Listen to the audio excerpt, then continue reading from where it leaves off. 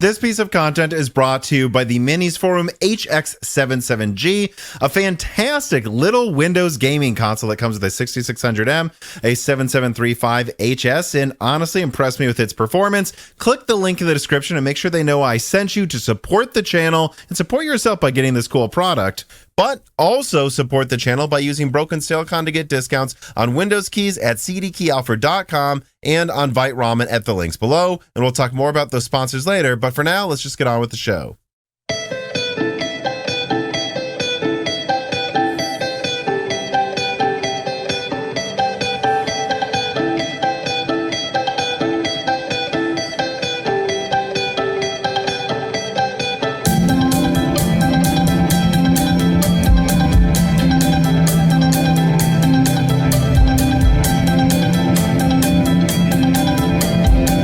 Welcome to Broken Silicon, a gaming hardware podcast. I am your host, Tom, and today I'm joined by one of those guests who's really become a regular, who comes on pretty much every year, which I was thinking of who to talk to this week. There's been a lot of stuff coming out of Intel, not just from the innovation event, but from hot chips and all these other things as well, that I feel like I haven't paid as much attention to as I could.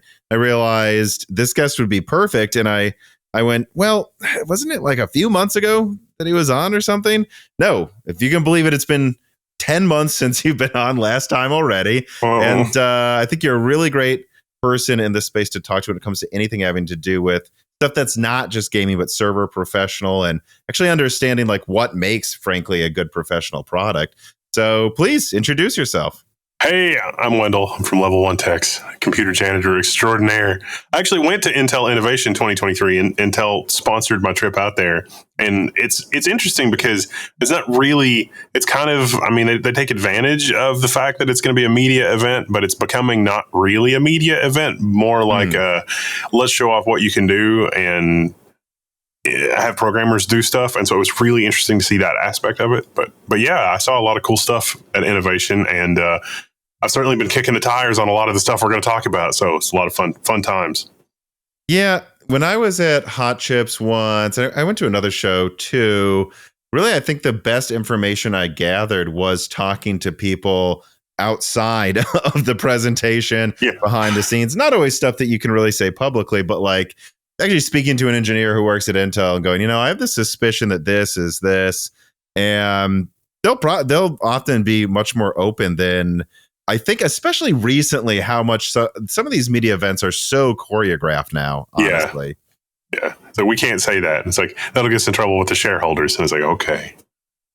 But I guess what I do like to ask this, though, since you were there, like, what was the feeling in the room at the innovation event? Like, how much confidence did you feel there?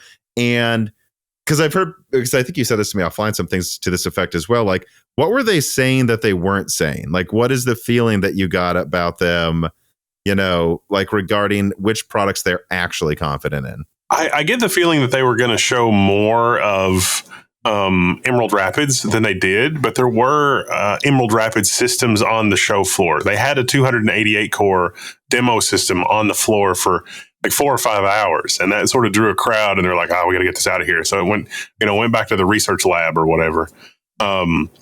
And so it's weird because there's hands-on stuff. It's not really a press event. There were classes and orientation. And so like if you're a CIO or a DevOps lead or something, and you want to go learn about CXL and the kinds of things that it can bring, because it's new computer science. It opens up a whole bunch of stuff. And so that you can come up with a marketing message, but a lot of the time it's easier to just show the smart people, like, this is the new functionality that's offered by PCIe 5 or CXL or, this DDR5 or disaggregation of resources or whatever.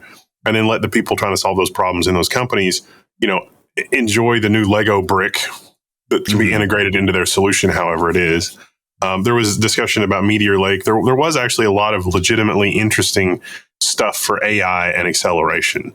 Like, I mean, I know AI is a buzzword, but AI for warehouse packing and sorting and managing stuff that goes onto a conveyor belt and lots of stuff like that in manufacturing, products are becoming so easy to use and easy to put together that people that have less computer science skills, less programming skills, are going to be able to put together some really sophisticated manufacturing lines, which will have transformational ripple effects if the right things get into the right people's hands.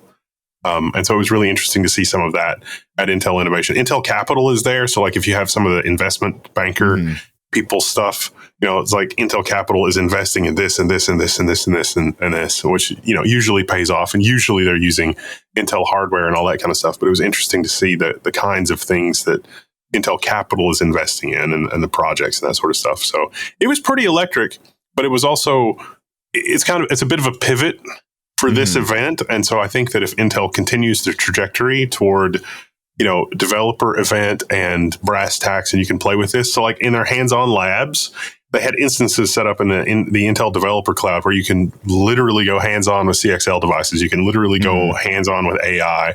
There was an AI contest to come up with rock lyrics and a rock, like a cover band photo using AI, generative AI, and a whole bunch of other stuff.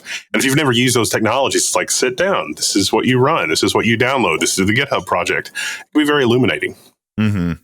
Yeah, I mean, I guess I'm kind of tempted to just jump into that question right now, actually. Like, how do you feel about Intel in AI and genuinely about their ability to make different custom products for people in the future? Because I think those are really the next two real wars. It's not just, can you put chiplets together, but can you do it in a way that allows a customer to make their own version of an SoC that's tailored to them without taking 2 years to make it, like actually order the hamburger you want out of different tile patties, if you will, like that. And then how AI relates into that, because the people I talk to behind the scenes right now, they mention Nvidia for AI, and then frankly, they mention often Meta or a few other companies, and then they mention AMD.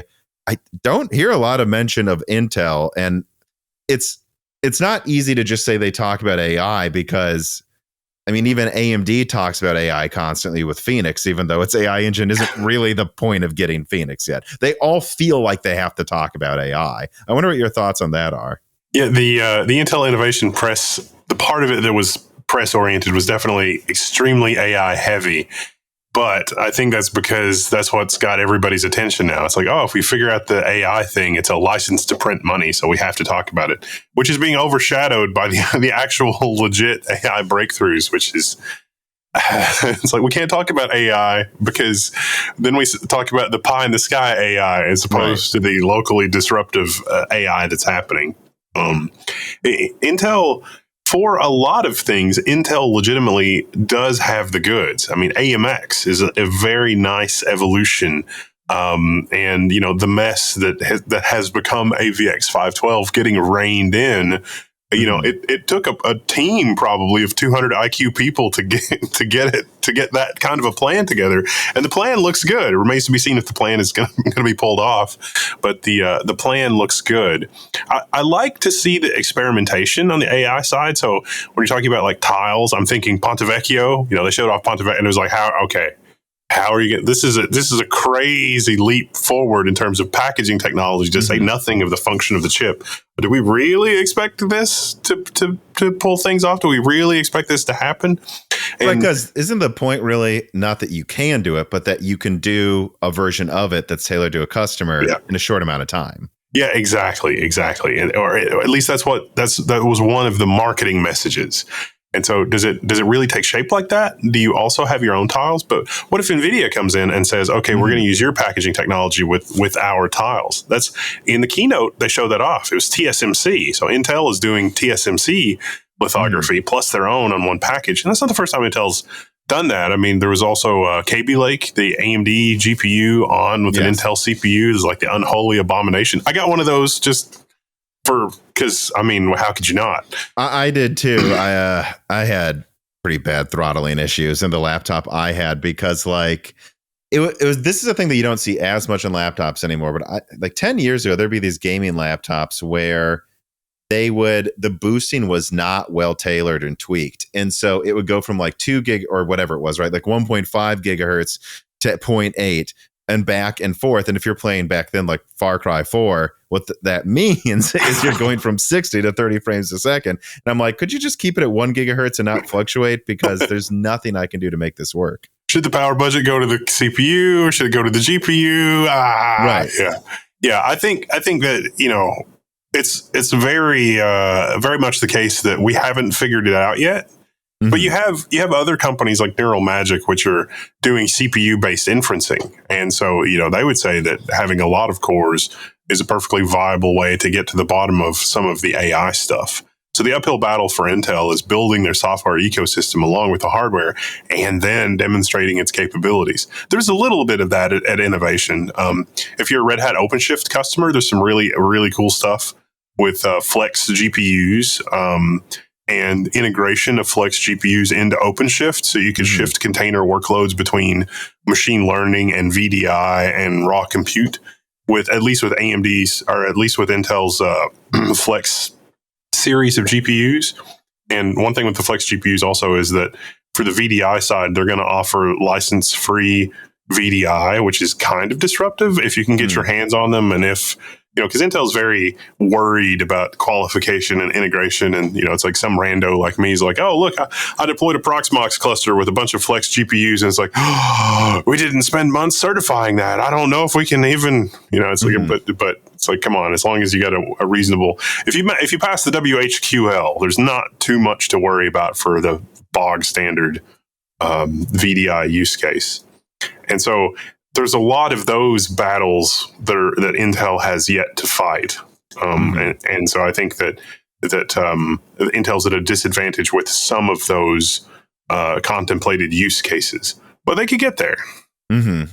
Yeah, what I've heard from people behind the scenes is that, well, NVIDIA's got, the way I think about what's going on with the, in quotes, AI bubble and how NVIDIA's capitalizing on it right now is it's like there's a gold rush that was just discovered and NVIDIA happens to be the only people selling shovels in the small town right now. Right? Like that's how I think about it. And their software is established. They seed universities with these kits that are all NVIDIA. People learn on NVIDIA and the industry kind of uses their stuff as a standard. And so they're on the floor. And that's why I think, well, obviously their AI stuff is selling so well right now. It's not just that they have a good chip that launched at the perfect time. It's that they have the software everyone's used to using. And so if you're going to try to hit the ground running, you're probably not going to use something that could take 2 months to program or something and I kind of hear the opposite with Intel, though, that indeed, especially with a lot of enterprise people, it's just, the hardware looks good. Does the software do what I want it to right now? And I just hear a lot of hesitation there on if they think Intel's software on that side is ever going to really get to where it needs to be. Because, yes, it's going to improve, but NVIDIA's also going to improve at the same time. And so is AMD. And I think that's kind of like the upward battle AMD's been fighting is you compare like AMD enterprise GPU or AI products to what they had 5 years ago. Oh, it's worlds better. It's probably better than what NVIDIA had years ago. But NVIDIA's not in the past. They're now. And I wonder how you see like that upward battle going with Intel and AMD versus NVIDIA as well. Because it's not just about if they're getting better. Are they getting better faster than NVIDIA is? See, I think the right answer to your question is NVIDIA is not improving fast enough to keep up with the monster that they've created. Oh. Because they are their own bottleneck at this point, it is only going to be dramatically advantageous for their competitors. Mm-hmm. Stated simply, a $40,000 H100 is also not good for NVIDIA. I mean, I'm sure selling a $10,000 target price GPU for $40,000 is good in the short term, but in the long term, that creates a huge budget in people that are contemplating buying an H100 to not buy an H100, which will accelerate the software ecosystem for everybody else. But everybody else that's building that ecosystem in a climate where there's a $40,000 H100 is cognizant of, let's not get married to a particular hardware platform. They're going to do it as generically as they possibly can. So I think it's the most benefit to Intel for this climate, and it's somewhat beneficial to AMD. And what I'm saying is easily provable because AMD is kind of competing with itself when it comes to hardware versus raw compute between their CDNA cards, which are typically used in the enterprise, and RDNA cards, which are typically used for gaming. If you just want the least amount of money per unit compute, RDNA is the undisputed champion of most compute per dollar right now, to the extent that very well-funded venture capitalists, I'm talking about, Tiny Grad and George Hotz's company, decided to just throw the baby out with the bathwater. They're like, we don't even need AMD software stack. We're just going to do it ourselves. The hardware's got the goods. We've verified the hardware's got the goods. We're going to build our own software stack for RDNA 3, and we're going to buy $100 million of GPUs to put our money where our mouth is. And they're doing it. And that is not good for the $40,000 H100. And that's something I've heard, like, because sometimes I'll be on these calls with like people more on like the investing side, and they'll bring up, well, Nvidia's the best, so they have to become this 10 whatever number gets you excited, $10 trillion company or whatever. And they're like, I'm like, yeah, but I've always said, what's the market worth now? And I don't remember off the top of my head, but it'll be like, the market's worth like 30 billion, or soon it will be. And they think it'll be worth like 300 billion in like 5 years or whatever the number is. And I go, so you think Nvidia is going to make enough cards for 10 times the market it has now? You don't think there's any chance these other companies are going to fill in part of that pie, especially when you consider that right now Nvidia is just the first to sell shovels? I mean, am I 300X, and soon I know there's a 350X coming, and 400. Those all are going to be monsters. Well, go back 5 years ago before Nvidia was the darling, and go back to the demos that Google was doing at Google I/O. They did, you remember the Duo demo where you had an AI assistant and it was like, hey, you think you could get us a table at Mario's restaurant? And it's like, I don't know, I'll give that a try. And then everybody was just like, oh, this is insane. And then when you talk to Google and say, Google, where's my AI assistant? I need my large language model. I need my AI assistant. Google said, well, the world isn't ready. And then OpenAI came in and said, look at us, large language model, woo, stable diffusion, blah, blah, blah. But, TensorFlow hardware is way less relevant today than just the flood of CUDA. But if you thought that, could TensorFlow propel Google to a $5 trillion company before Nvidia? Certainly the answer to that 5 years ago was Nvidia who? Like, what's Nvidia? I mean, it's a toy AI. You're learning in an academic environment, but you're not getting the job done. But the hardware was inaccessible and the costs were too high. And we're in a world where if you have the breakthrough, you're willing to pay for the H100, but the vast majority of people are not going to have the breakthrough. And so the H100 will not have been a wise investment. But the problem is you don't know where to do the allocation. So it's like, okay, it's going to be a wise investment for some people to get the H100, but not everybody. Melodic Warrior writes in and he says, hello and welcome back to my favorite plumber in this PC space. I just wanted to get your thoughts on AMD's more recently aggressive push into AI with Radeon. I'm wondering if you have noticed any parallels between what they have been doing with LLMs and PyTorch versus the rate at which new software features are being added to the gaming hardware and software space. One more question. What are your thoughts on Smart Access Video, and have you tested it yet with the newest preview driver? Thanks, and a pleasure as always. Well, there's a lot to unpack there. On the AI side, if you look at the hardware architecture for CDNA and RDNA, there's a lot in parallel. It seems pretty clear that there's a lot of commonalities. There's a lot of lessons learned from one applied to the other.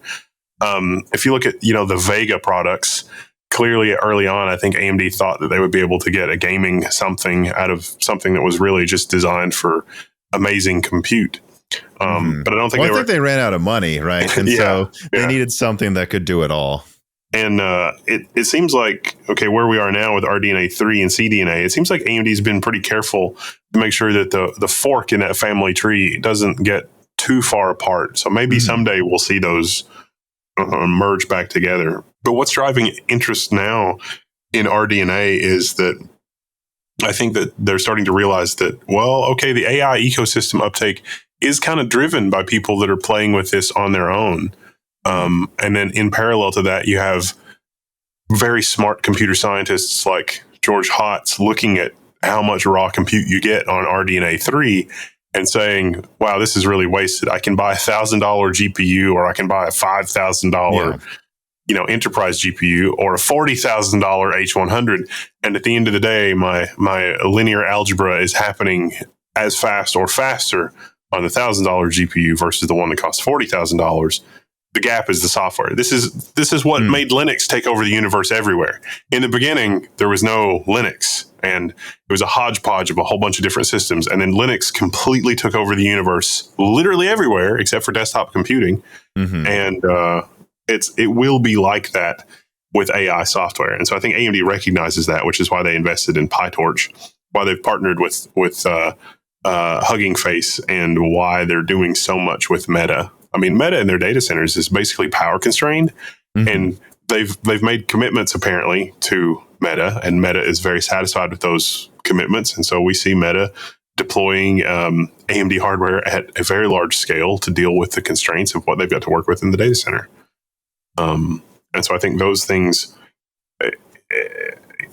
with AI, this kind of being the Wild West of AI, you really have a hard time predicting the future. Even CPU-based inferencing is not down and out for the count. There are certain things in AI where having lots of general purpose CPU compute cores is more advantageous than a GPU too. So could go any which way. Yeah, that's something I've told people too, that I don't even know if I have that much to add on besides just saying it. Like, which I think is a better way to summarize the point I tried to make earlier about like the market going from whatever it is now, 30 billion to 300 billion. It's like, all right, but if you think it's going to go from 30 billion to 300 billion, why are you sure you know how it's going to get there? That's 10 times the number. And you're just sure it's going to be because one company or two make it? I think if it's going to get 10 times bigger, that means we don't know who's going to win yet. And right now we just have early winners. Yeah. And is there anything in the early win that is going to cement one company's lead over the other? Right. And the answer has to be no. And it is a strong disadvantage if the current leader has $40,000 GPUs that are supposed to be $10,000. Like the market notices that. It's like it's supply and demand, but unsustainable. Yeah, I mean, because it's not, well, and I certainly have access to Google right now. On a call a week ago, I was told some people, it sounds like H100s are getting a little easier to get. Like before, I was told that there were situations where people were like buying up HP servers, throwing these Xeons or Epic chips on eBay, and then selling the H100s for like 40 grand. Yeah. And I'm like, the pricing has gotten a little better, but... And they're on eBay, H100s for around 30,000 all of a sudden. So it's like, well, all right, but if someone's willing to sell it on eBay for the price people couldn't get it for before, that means that the price behind the scenes, some people are probably already getting it for less than that. And the price is probably already below 40 grand for most people all of a sudden. Yeah. Well, it's, I had one...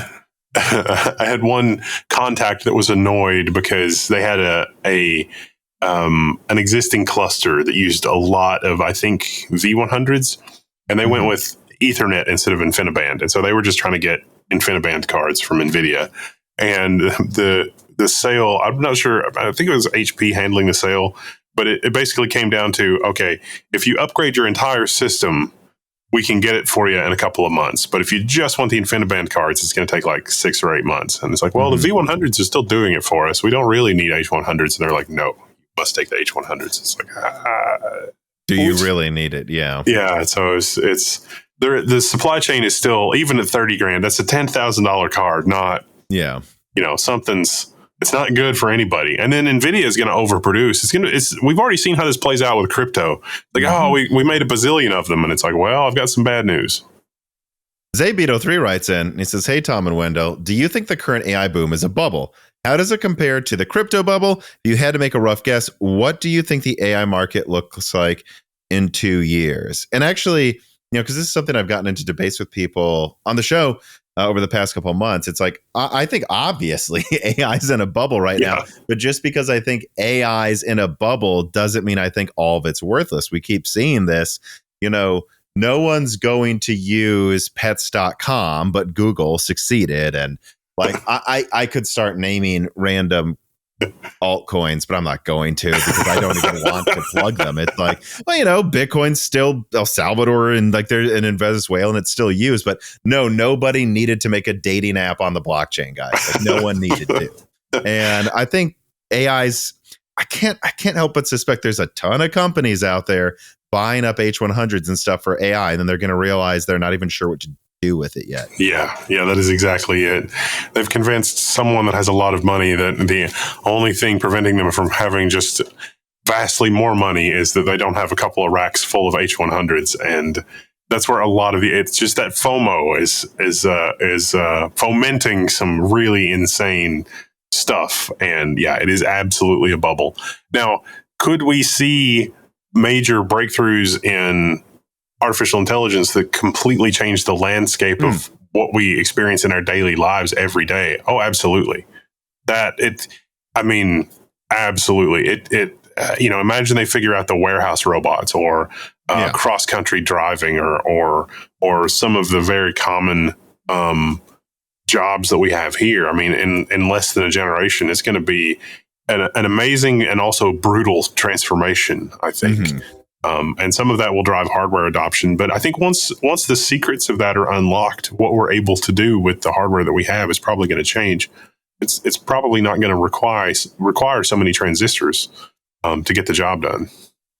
That's what I suspect as well, with a lot of just the scope of how many of these cards are being bought for AI. In fact, talking to some of my contacts at Micro Center, I don't know if it's still true, but it probably is. They'll say like half of the people buying a 4090, like in the checkout line, or the sales rep will go, man, this is going to be a lot of fun to play with, don't you think? And they'll go, oh, I'm using it for AI. They're like, half of the people buying 4090s are using them for AI. And I can't help but think like a lot of these don't need to be as strong as they are too. Like a lot of companies, like they might want to train a model. Okay, well, you've trained it. Do you still need 1 million H100s once you've trained it?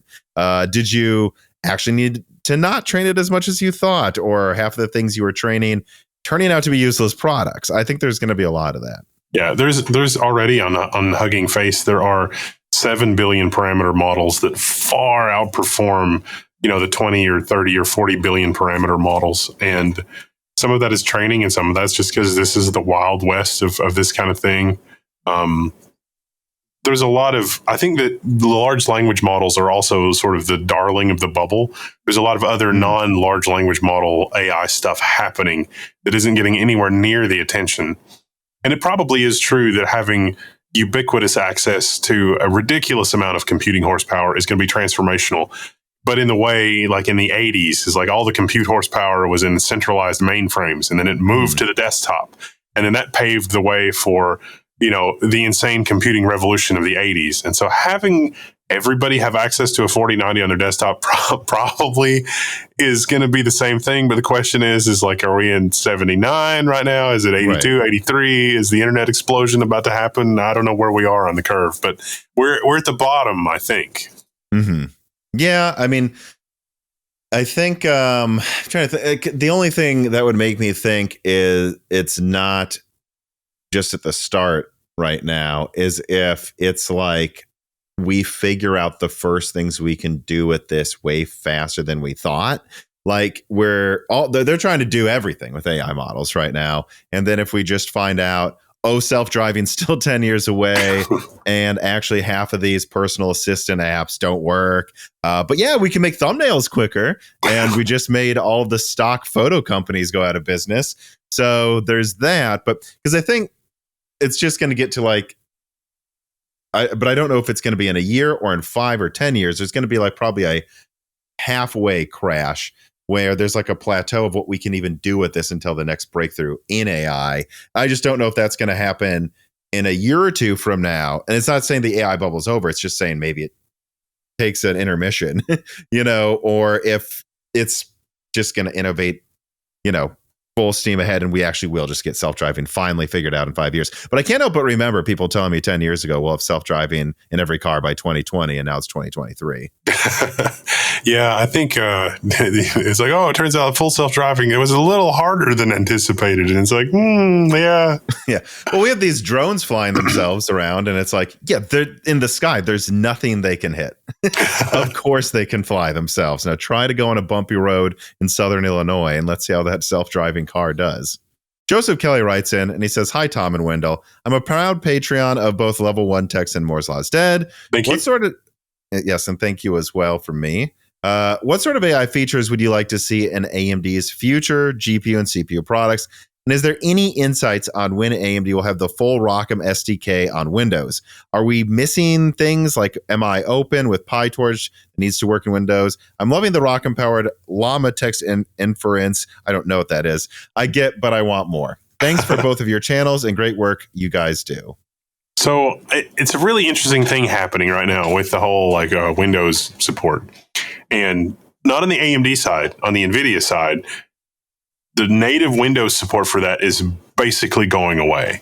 I don't know if that's official, but I'm just telling you that, as a practical matter, don't bother. But that's not to say that you can't do it on Windows. The way to do it on Windows is actually under the Windows subsystem for Linux. What Nvidia has done is make the driver for Windows and the platform accessibility features under WSL work fairly seamlessly. I did a video on the ultimate machine learning system with a Falcon Northwest system based around a Sapphire Rapids W 56-core processor, also with a 4090, because obviously. And well, if you're going to buy a CPU that requires that kind of cooling, you might as well. Yeah, I mean, come on. So, and that is for CUDA, for the CUDA platform, that is an exceptional platform for learning. And even though historically NVIDIA has had decent to good support in Windows natively and with Python natively and CUDA natively on Windows, the WSL support, I would say, is at parity, if not even more first class. So you can mix CUDA and Docker, which is Docker native for Windows, which is still not... Docker natively on Windows doesn't have anything to do with WSL, but you can control it from WSL. And then the CUDA binaries that are on Windows or on WSL are basically lightweight wrappers that feed into the Windows side. But it's surprisingly seamless given the split brain personality that you're dealing with when you're dealing with the Windows subsystem for Linux on Windows. And so AMD is in kind of a similar rough spot. I don't think it makes any sense for AMD to put resources into supporting a Windows ecosystem and workflow for that. They're much better off doing whatever plumbing they need on Windows to just make it to where you can get to it from the Windows subsystem for Linux. And that's going to be more of an analog for what you get in the cloud and remotely accessible and blah, blah, blah. If you have I think a 7900 XT or a 7900 XTX, the support is a little more first class in PyTorch and ROCm. For things like Stable Diffusion, on their GitHub, as a matter of project policy, they just say we don't want to support AMD's ecosystem. And so there's a fork of Stable Diffusion, or Automatic 111. I'm sorry. Automatic 111 is a front end for Stable Diffusion. But there's a fork of Automatic 111 that is more tuned for ROCm. And we'll see more of that. And that kind of thing will be more accessible on the Windows subsystem for Linux. So if you can deal with the Windows subsystem for Linux, you're going to have a pretty good experience with that in the not too distant future. Okay. This piece of content is brought to you by the Minis Forum HX77G. It includes an unhindered version of the 7735HS and 6600M, meaning that the APU boosts to 54 watts and the 6600M boosts past 2.4 gigahertz, basically giving you a desktop RX 6600 that uses less energy. And you can also equip it with up to 64 gigabytes of DDR5 and terabytes of Gen 4 PCIe storage. And I'm going to be honest, actually, this thing impressed me. My girlfriend has been using a smaller APU-only Minis 4-room system since spring this year. And once again this year, I surprised her with an early Christmas present that wasn't that much bigger than her old little PC. But yeah, that 6600M, it boosted its performance over the Rembrandt APU more than I expected it to. And honestly, this Navi 23 GPU had no issues running Hogwarts Legacy at almost all ultra settings, locked at 60 frames at her full resolution, which is 2520 by 1680. It's running locked 60 above 1440p Ultra Hogwarts. This thing can do it. And even Metro Exodus worked fine. I could get it running above 1440p again at high settings. That's a fully ray traced game. No, you're not going to be doing 4K 120 unless it's an older game, nor will you easily be doing 1440p 240. But 1080p was a complete joke with this little system, even at 144 hertz. And at the native resolution of 1680p, 60 hertz wasn't an issue with almost all games running at maxed out settings. And this thing was actually whisper quiet as well, consuming less energy than a PS5 while not making almost any noise. And look, if you wanted more RAM or storage, it's easy to open up and add it yourself. And it comes at a pretty attractive price. Support Moore's Law is Dead by clicking on that link below. Just clicking on the link below to the Minis Forum website to look at the product helps this channel a ton. But if you do want it, get it through that link and make sure they know that I sent you. I'd appreciate it. And I think a lot of people would appreciate this project. I legitimately mean it. It impressed me. Check out the Minis Forum HX77G today. Well, actually, I want to now pivot a bit to something you briefly touched on, which is GPU, because I think it's a little, I don't know. I have to be careful because I don't want people to read too much into what I'm saying, but it is like Jensen said, in the future, all apps will run on blockchains, and that's why our graphics cards are selling. The second the crypto bubble ends, it's all in on the AI bubble. And there does seem to be some lingering side effects of thinking everything can be a bubble forever. All of their products can. And at the same time, though, we have seen finally price drops happen with like the 4070, the 4060 Ti 16 gigabytes. You can now find those $50 below MSRP. You're seeing a lot of cards drip below MSRP unofficially as well. And the 7800 XT launched with a bizarre name, I think, but priced where it should be for its performance.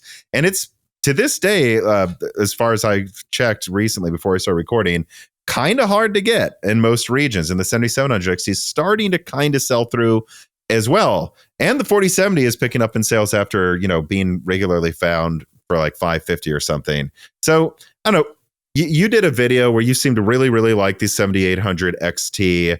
And we got in a few questions from patrons about it. Let me read one here. Compressor Earthblocks writes in, says, Tom and Wendell, how do you guys feel about the GPU market after the Navi 32 launch? Do these hit the sweet spot for that gamers have wanted for over a year now? More importantly, will this anchor future mid-range pricing that is accepted by PC gamers? Because I do think this is an interesting point, because I do think there was this opinion that AMD and especially Nvidia had of like, well, they hate everything. And it's like, no, we hate a $1,200 103 die. Like, if you sell something for a better price than last gen with more RAM, actually we will buy it, and it's still selling well. So I'm wondering if you're thinking this is kind of the start of the trend back to a more, I don't think we're going back to, $300 mid-range cards, but back to a more normalized pricing structure, out of these companies. I think we almost had a normalized pricing structure from the 6000 series cards from AMD. I think at the last minute they were just like, the market would probably bear an extra $50 or $100 bump in the price of these cards, or maybe partners were enduring inflated component costs, and maybe that was part of it.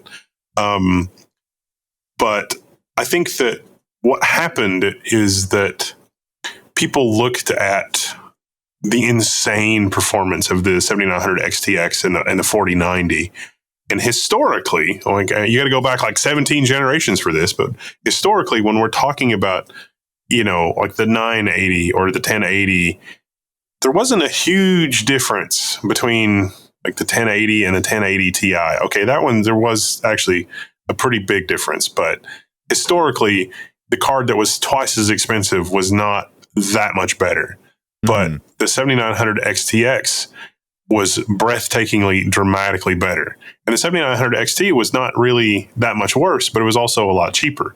So if like the 7900 XT was hundreds of dollars cheaper, like, I don't know, $600, and the 7800 XT was like $400, I think that it would be like people would be freaking out and saying, "Oh my gosh, this is an incredible deal. It's a compelling value."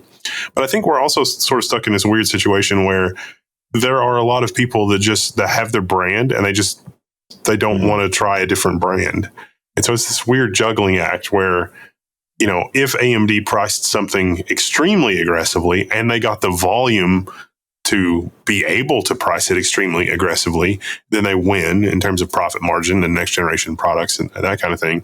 But I don't know that the economics of it really work that way. But if it did, then I don't know that they would be brave enough to try that. And the 7800 is maybe a toe in the water of trying that, because it is, inflation and global macroeconomic conditions notwithstanding, in the landscape of everything else, it's a very competent card that gives you some of those high-end features, lets you experience really amazing fidelity and gameplay, and the software stack is basically there at a time when it seems like Nvidia is looking at how much silicon they're giving you, and they're saying, we're going to give you more performance. I'm thinking specifically about the 4060 versus 3000 series. Mm-hmm. Like, we'll give you DLSS for frame generation as a way to get your generational performance bump. Otherwise, the performance is very similar. I find that distasteful. Well, yeah. Well, I think everybody did. As far as I can tell, the only cards that have really sold well from Nvidia this gen is the 4090, because, well, they actually brought nearly double the performance for the same price as last gen. Yeah, surprise. It's like the 4090 is over here, and then everything else is just, and so people want that, but it's like, in the past, it really, like, you're not imagining it. It really, you could spend a little bit less and have something almost as good, but it's not like that anymore. Well, so it's interesting because I think AMD, and this is just my opinion, of course, but I think AMD has always perplexingly not understood what people want.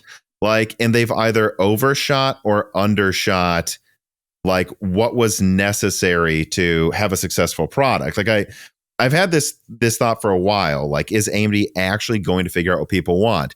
People want a $1,000 7900 XTX. Right. They do not want the XT to be 100 less, though. I don't know why you thought they did. Steve from Hardware Unboxed, when he came on Broken Silicon last, said, because I said that people I talked to at AMD legitimately thought $900 was going to be accepted well. And Steve said, I talked to a rep at AMD and told them the review won't be good, and they were surprised. Like, they thought $900. So 10% less for something 20% worse was for some reason going to be this mind-blowing. I think sometimes these companies or people at these companies get so kind of like tunnel visioned in a small dark room trying to play 5D chess that they lose 2D chess. and they forget that, like, just because the 4080 12 gigabyte existed briefly doesn't mean that it was a good idea and you should respond to it. Maybe you should just ignore a mistake from your competitor. I don't know. But, if you look in the past, though, basically every card where AMD has done crazy well, whether it's the 3870 or 4870 or 7970 or the 290X, I think they were more aggressive than they needed to be.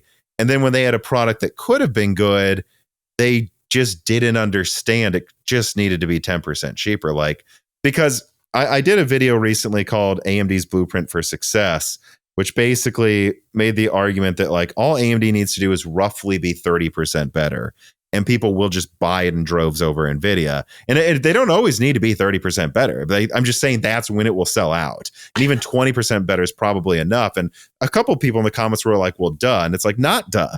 AMD sold the 290X for half the price of a Titan. They didn't need to. They could have charged $700 for that, and people would have bought it. And I just wonder if AMD's finally figured out, with like the 7900 XT finally selling well at $750 and the 7800 XT selling out at $500, like, oh, we don't need to sell our stuff for half the price, just for like 20-ish% less.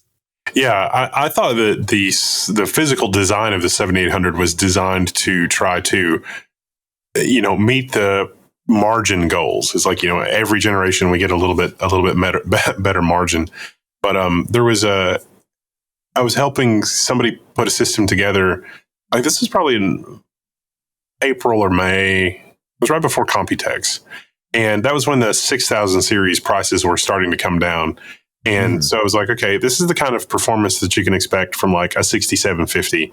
I think it was that was right after the 7000 series launches? Maybe it was I can't remember. But you might be thinking of like a year and a half ago, not 6 months ago, or like the 6750 XT came out for $550 for some reason right at the end of last gen, and then quickly dropped in price. And they've kind of been pushing that card for below 400 really hard for the past 8 months. That's what it was. I'm trying to remember, but we did a 6750 and a 6950, and then I think the 7970. And a couple of Nvidia cards. And it was like, okay, this is the kind of performance you can expect from this. This is the kind of performance you can expect from that. And it was wild because their expectation of the 6000 series cards was that they were going to be about the same speed or slower, but the driver had moved so much, and like the real gameplay and everything else, side by side for the same system. And they're like, why is this so much faster than a 3070 or I think it was I think we looked at a 3070 and a 3060 Ti. And it's like, why aren't people buying this like crazy? This is nuts. And that was when the 6750, I think it was like $350. So for like $350, I was like, well, RDNA 3 is getting ready to come out and blah, blah, blah. And like the 6950, you could occasionally get for like $600 or $700. It might have been a 6900. But it was those were insanely cheap, and it's like, this is just physically an enormous card, and it's hard to deal with because it's physically enormous in your power supply. And they're like, but this card's incredible. Like, this is just, I'm just running at 100 FPS plus at 3440 by 1440 in every game. Why when I go to YouTube is not people shouting from the rooftops that like this is just nuts, and it's got more VRAM, like a lot more VRAM. So well, and I want to be clear, like my suspicion that it's 30%, which is to say, if you have an Nvidia card, your AMD card could be 30% stronger for the same price, or it could be 10% cheaper, 10% stronger, and have more RAM. Like some combination to get to 30%. That's what I think the market has shown it needs to be for them to actually do what you said and go, wait, what am I doing? This is so much better. I would recommend it if it was just like 10% better, probably. It doesn't. I'm aware that but I think Nvidia just has this mind share where they're just, and DLSS has a lot of value to a lot of people, fair or not. I think it is actually pretty impressive, but I think some people maybe give it no weight or too much weight.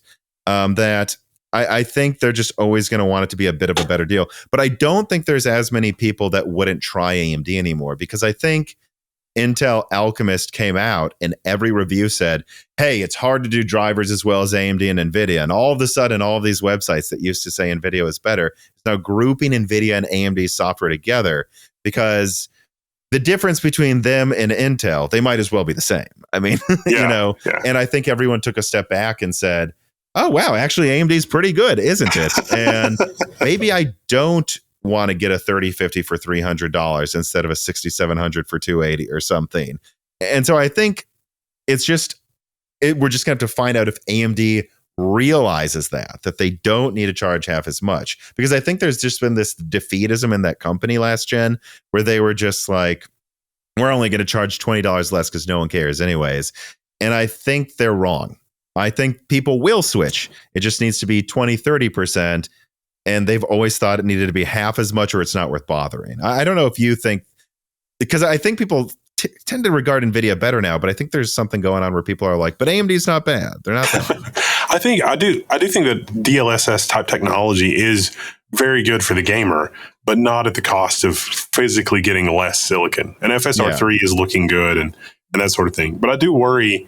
I worry about Battlemage and I worry about Intel's ARC team, because Intel has made a tremendous amount of progress since the A770 launched.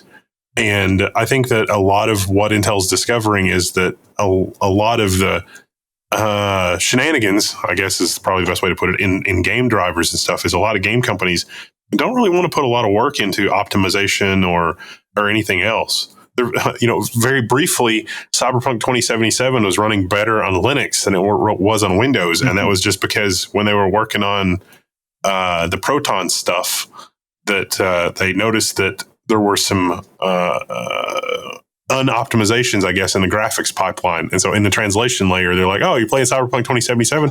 Let's do these things slightly out of order than what you're requesting. And then boom, better FPS and on Linux than Windows. And there are things like that come up that the GPU driver people fix, which are really fix-ups for a specific game, or fix-ups because, we don't have a red phone inside of Intel for reaching somebody in Epic Games or whatever.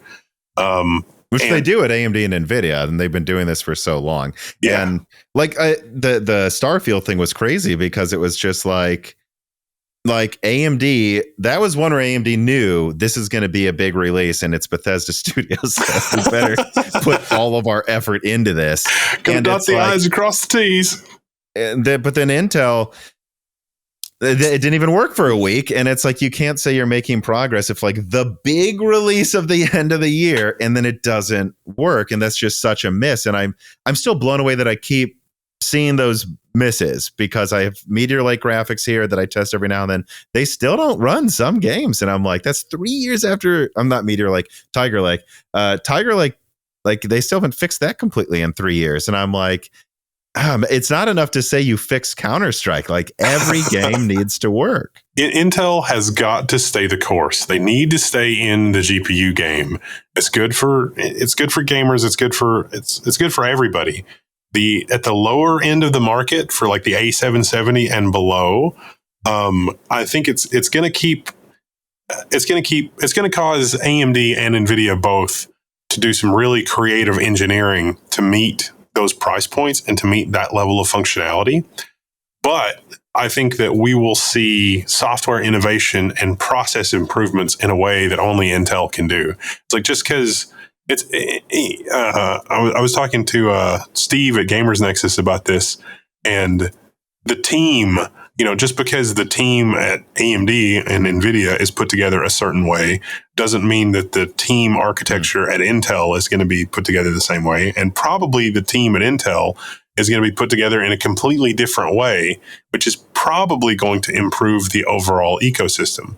But what I was telling him was I really worry that if Intel isn't number one or doesn't have a path to capture the market for something, they tend to just not want to fool with it and go away. Someone else told me that. I won't say who, but this is someone with a lot of industry contacts that we kind of just talk every now and then about like what we know and what we're hearing. And this person said that, honestly, Tom, my impression from talking to people at Intel is they don't know how to not be number one.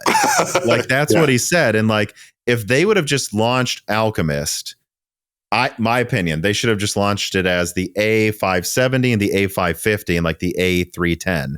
Like, call them weaker names because they're not high-end guys, and only sold them on laptop. And then that's where you work on the drivers. That would have been a far more prudent move than saying you're launching enthusiast graphics this year and launching something weaker than a 6600. Like, because just accept that you're not number one, put your head down and do what you know you can do. And this person told me, actually, this was before Arc even came out, like, I think it might fail because they don't know how to not be number one. And it sounds like you're saying the same thing. Yeah, they really, it's like the first time I encountered this was working on OmniPath, which they spun out now into a completely separate company called Cornelis Networks based out of Pennsylvania. And I got OmniPath stuff, 100 gigabit stuff on eBay because it was dirt cheap. I mean, we're talking like less than $30 for a 100 gigabit PCIe interface, and putting together, a 24 node or 24 up to 24 slot cluster where each node is going to have two 100 gigabit interfaces was cheap, insanely cheap. And so I got to playing with it, and there's stuff in there for forwarding CUDA. So like you could have a box full of CUDA GPUs, and you can have CUDA commands and stuff go over the fabric. You can tunnel Ethernet, and the performance is pretty reasonable. And it is not anywhere near as good as InfiniBand. It is probably about 70% as good as InfiniBand in the best case scenario, but it's like 100% better than just raw Ethernet. And so I'm sitting here and I'm scratching my head thinking, well, I mean, if you had infinite availability of InfiniBand, then I could see why Intel would cut its losses and spin this out into Cornelis Network and then, let it live on, because there's a lot of supercomputers that use OmniPath. You can't just throw your hands up and abandon it. But if Intel hadn't done that, they would be selling the absolute bejesus out of OmniPath, because what are you going to do? Buy InfiniBand? Oh, you can't buy InfiniBand because everybody's using InfiniBand. It would be a very viable number 2 product in the market. And it's kind of like that with the A770. The A770 has an opportunity to fill certain niches and still sell millions of units and get the driver team ready to go. And having that driver team is hugely valuable, and it keeps everybody else honest. And it's going to give you experience that will dovetail with other places, like in machine learning and everything else. To say nothing of the enterprise, like there's a lot of utility in having this type of acceleration for machine learning, inferencing, and also VDI in the enterprise. And so Intel has to, like, they got to come to terms with the whole Intel number 2. It's a great product. You could still make a crazy amount of money, but come on. Yeah, I mean, I think, well, I know that they had much more ambitious plans than what they're going to end up going with, no matter how much of it actually comes out. Like they wanted to, I think, go for like a 5090 competitor next year, but it sounds like they've basically whittled it down to just trying to launch 1 or 2 dies, which I think is the right move. But I worry that they've already bit off so much they can much more than they can chew, that I don't know. I think they'd be smart to just make what they can and accept where they've failed in the past, and that it's going to take like 4 gens to get to a place where you can ever challenge AMD and Nvidia on performance. And that until then, just make sure you don't run out of money, because it's so funny. Like 10 years ago, Intel had the money to do whatever they wanted, but they just don't anymore. And if they continue to, which I think they're starting to get it together, but if they continue to try to fund too many things that they can't afford to do, they're just going to end up kind of destroying the brand. Or I guess let me move kind of transition into this. Compressed Earthblocks writes in, and he says, TNW, is Meteor Lake poised to maintain or even take more mobile market share from AMD? AMD seems to have a supply capacity constraint with less robust OEM support. Will Meteor Lake only widen this gap? And I think this is an interesting one to bring up, because I don't know, like 6 months ago, I put out this thing of like multiple OEMs telling me that they're designing out more dedicated cards in laptops than ever before, because they expect Meteor Lake to be competitive. And if it's not as good as a 4050, like whatever, if it's half as good, it still means we can save money, double battery life, and it's still strong enough to do 1080p gaming. But what I heard 2 weeks ago was some OEMs are changing some of those plans all of a sudden, because they're like, 2 things. I think Meteor Lake's coming out later than they wanted. So they're probably just going to move forward with more of the existing designs that can be retrofitted with Phoenix and stuff. Which I believe you brought up offline before we started, that you're hearing all of a sudden OEMs are racing to get Phoenix for this holiday season. So spooky. Yeah, I wonder if it has anything to do with Intel basically announcing Meteor Lake doesn't come out till next year.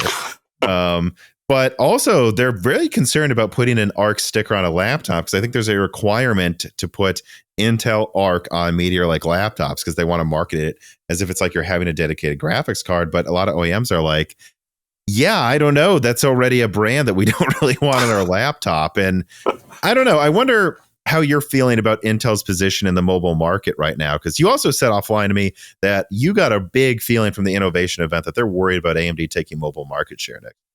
Yeah, I think, one of the things, really it's going to come down to packaging and cost and overhead, because if Intel can do a better job packaging their tiles and putting together a mobile package, even if it's made out of 17 pieces of silicon, if they can do that less expensively than what AMD is able to do with their global operation, to get that done, then Intel is going to be in a better position to negotiate with OEMs and place the chips and blah, blah, blah. I do think that OEMs are worried about returns and glitches and that kind of thing from the ARC side of things, from what I've heard in terms of the labeling and everything else, which is another reason to keep the ARC team together, because Intel's really not that far away when it comes to the gaming drivers and the gaming performance and the gaming stuff. They got to stay the course and stay on task, and the team probably needs to be 2 or 3 times the size of what it is, and they got to actually do that and follow through with it. But I think that pricing and volume and some of those things are going to dictate it. At the same time, I think AMD has been the darling here. The 6000 series chips launched, and the 7000 series are basically drop-in equivalent, but with better power usage and roughly the same costs. I don't know what the OEM costs are, but I do know that there are PCBs that I've had in my hand where it's like, wait, the only difference between this 6900 or 6800 mobile chip and this 7840 is this looks the same. It's just got a different chip from here over to here, but the performance is breathtakingly different. That's probably good for OEMs and the different kinds of models and the stuff that they can launch. They don't have to totally requalify a laptop. They can change a couple of resistors and push it out the door. Well, they did the same with the RX 7600 as well, because I think AMD realized we only own 10% of the mobile market in graphics. Maybe, I don't even know if it's 10 actually.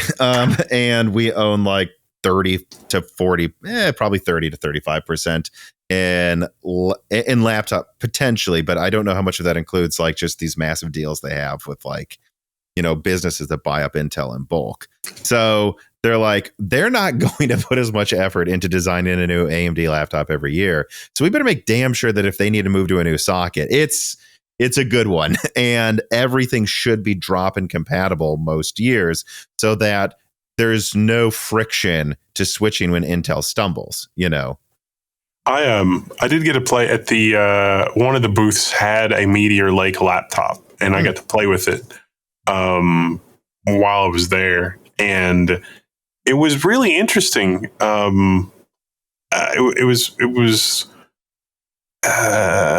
was plugged in, so I don't know about any of that, and I don't know anything really about thermals or that sort of stuff. But the demo that was running on it was with AI and the AI acceleration. And the thing that they weren't showing off that I noticed between the two systems is the system that was doing the thing in software instead of with whatever was in Meteor Lake was much hotter and much louder. That was not part of the demo, but it was just like, oh, it's interesting. Like, look, it's backward compatible. It'll run on older laptops. But the Meteor Lake laptop was not struggling at all. Certainly with efficiency cores on the I/O die that are designed for extreme efficiency. We've got a delineation between we've got efficiency cores and then we've got extreme efficiency cores. Intel doesn't really make the difference there because they're the same ISA, but physically they've been optimized a different way.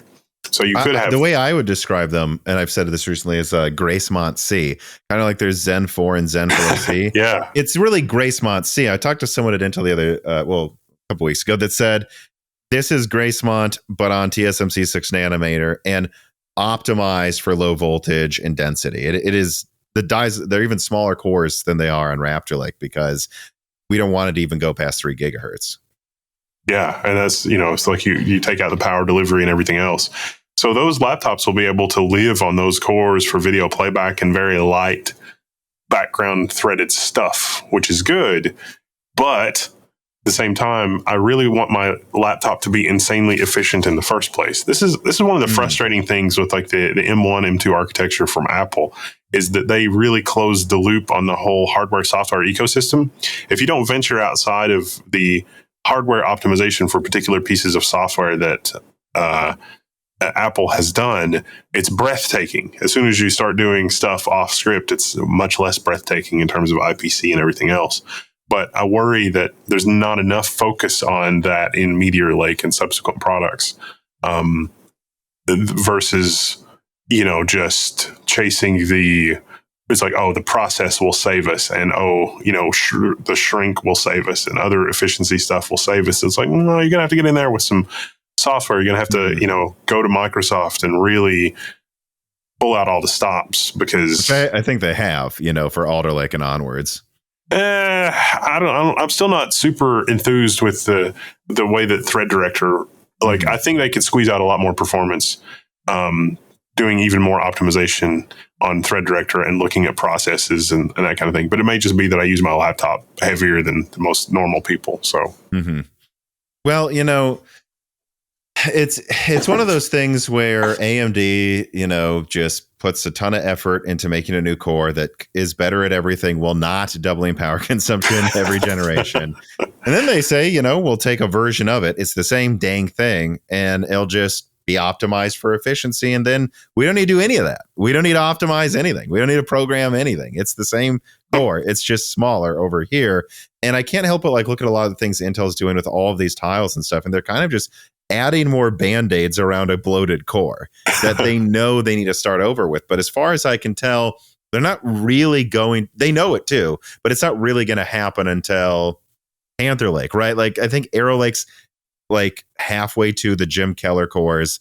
And then Panther Lake is the new rentable unit thing where they're throwing out hyper-threading supposedly and moving towards an entirely different way of saving space. But until then, it just seems like every architecture is just building ways of getting around the fact that their cores use more energy and are bigger than they should be. These are your amazing P cores. They only work when you're plugged into the wall. No P cores for you on battery. Yeah. I have a Meteor Lake benchmark run of it was Cinebench R20 that I leaked, and I have a lot of the data around it now too. And what I just don't know is how much of the power consumption I was seeing in the telemetry and the boost clocks and all of that was simply because they were trying to run it hard in a test system, because they often do. They want it to be consuming max power. But what I saw was something that basically just is a Rube Goldberg Raptor Lake in performance, pretty much. I think what we're going to see is Meteor Lake is really efficient at 28 watts. But the second you get towards 100 watts, it actually starts to not look that more efficient than the refresh Raptor Lake stuff that's about to launch. That's at least what it's starting to seem like to me. And I just can't help but wonder, if it's not coming out until basically next year, so what? A few months before AMD's Zen 5 APUs come out, I really wonder if they're this thing would have just been awesome 6 months ago, but it's kind of missing the boat. And I wonder if you have any thoughts on how you probably think OEMs are thinking about that. And yeah, again, you said Intel looked worried. If they think they know they might have as well, because who's going to build this new system when you can just drop the next gen AMD in there with 12 Zen 5 cores, Well, my worry is more that there's this hyper focus on numbers in a spreadsheet. It's what's the number one thing that 75% of people want in a laptop? And it is crazy, insane battery life and crazy, insane good screen. And good screen could be refresh rate or brightness or size or something. Not always. People won't agree on what makes a good screen, but those things are mostly not functions of the core at this point. All of the power savings to be had, the screen is going to use as much or more power than the processor.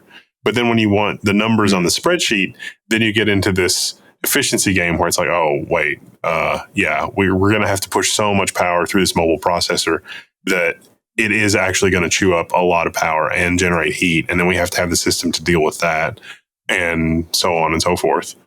And that's what, this kind of leads into one of the other questions about ARM. But Apple switched from x86 to ARM, and they got that huge performance benefit, partly because of the switch, but not really because of the switch, because they made the hardware and the software come closer together. And we haven't had the hardware and the software come closer together in exactly that way, which is why we don't have as much efficiency. So when you move from the M1 to the M2 to the M3, what's Apple done? It's well, they've really just increased the wattage. The IPC is never going to be that breathtaking bump from x86 to whatever. And like you're talking about, they shed a lot of cruft. There's not really. They did it once. Yeah. They can't do it every time. Exactly. There's only one time you switch from Intel when Intel's at its lowest point in stagnation. Yeah. And so when you're talking about a Rube Goldberg machine of Rocket Lake, and it's people, for the stuff that people want in a laptop, you're going to have to shed all of that stuff. And it has not happened yet. And so we end up generating a lot of heat. And so even if we get a performance bump, we still have all of this other machinery that we have to drag along with us in order to get back some of that. And so it's like, okay, if you run your laptop entirely off of the efficiency cores in the IO die and you use the latest display technology, you will get all day and a half battery life. And I think that OEMs are looking at that and they're just saying, well, but what about when we turn on the screen? What about when they're doing other things at the same time? Yeah. Is Meteor Lake, is the Intel 4 node that it's using actually making it more efficient than Raptor Lake? Or is it actually just the fact that we have these efficiency cores on an IO die and it's been really tailored to do it in a few scenarios? But I haven't thought about that. I could see that happening with Meteor Lake, where we have a situation where half of the time it is way more efficient than their Raptor Lake stuff, but then like 25% of the time it's actually worse in like not maxed out workloads, but let's say 70% utilization, which I'm sure me and you do a lot more often than most people. And then there's another fourth of the time where if it's maxed out, it's actually less efficient than last gen because it's a new unproven node or something like that. Yeah. I mean, in the slides, there are slides from TSMC where they, even 2 generations ago, even on 7 nanometer, they were saying, well, you can get 30% more efficiency or 8% more clocks because it's just the geometry of how things go when you shrink is changing. So Intel is probably encountering some of that on their own. It's like, well, we can get dramatically better efficiency, but we're not going to get better performance. Yeah. My girlfriend likes dressing up our pets. And heck, I do too sometimes. Probably a lot more than they like it themselves. But you know what's scarier than being dressed up by a giant human like a strawberry or a tomato? Well, that's overpaying for Microsoft software. And that is why you should go to cdkeyoffer.com during their Halloween sales event. Whether it's Microsoft operating systems, Office products, or many of the latest games, cdkeyoffer.com provides PC gamers with a product that I honestly think this community needs, and that's just avoiding monopolistic prices on software, especially Windows and Office products. And the Moore's Law is Dead team has been working with this company for a very long time and still does for a reason. They've been good to us. They've been good to the community. Heck, recently I got my girlfriend a new compact gaming PC as an early Christmas present. And when it came time to set up the Office software, I realized she was paying a lot of money per year for Microsoft 365, and she was blown away to realize that that was a predatory service, and you can get Microsoft Professional 2021 Office for like $50, and then you're done. And you know what? You can get that around $50 cost if you just use the offer code Broken Silicon for 25% off, and you can use the code DieShrink as well to get 3% off every other piece of software on the website, whether it's Steam, EA, or Ubisoft keys. Using either of these codes, Broken Silicon or DieShrink helps support Moore's Law is Dead a ton, and it saves you money. So support this channel by supporting cdkeyoffer.com during their Halloween sales event today. Well, so this is, kind of the thing that I wanted to get to is like one of our main discussions here, and that is just talking about all of the AMD APUs that are coming out next year. Like, because you asked me before we started recording, do you think AMD's bought a lot of allocation? And I said, I guess I don't know for sure, but what I do know is from that Strix Halo leak that I put out this year, that they've got Hawk Point coming out Q1, Strix Point coming out Q2, Strix Halo coming out Q3 or Q4. And then actually, if I look, and then they also have Fire Range, and I believe something called Kraken and something called Escher coming out after those.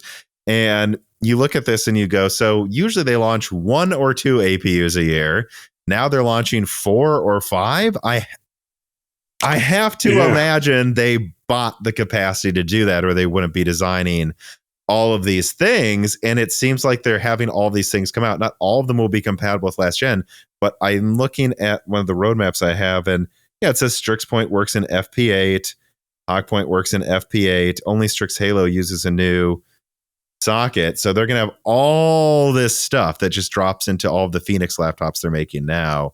And I can't help but wonder if this has just been timed with a ton of capacity perfectly by AMD to really start going for a laptop. And maybe that's why they were kind of half-hearted last year. They were like, it's about next year anyways. Yeah, maybe the early silicon was so good. It's just like this is the product. This is amazing. Because I've been really happy with the 7000 series systems that I've tested, they've been really good. And a lot of the mini PC vendors, Minis Forum and B-Link, they're really juicing the performance of the system, upping the wattage, doing a little bit of an out of the box overclock for mobile. I've been parts. really impressed with the Minis Forum stuff I've been testing recently. Very impressed. Yeah, I mean, it really is. It's like, wow, this is what this thing runs like when it's completely unchained. I think AMD could also do the same. Like, okay, they need to get with the software. They need to optimize the whole software thing, which may involve working with the team inside Microsoft. I don't know how that happens, but surely to God, AMD's big enough to make that happen now.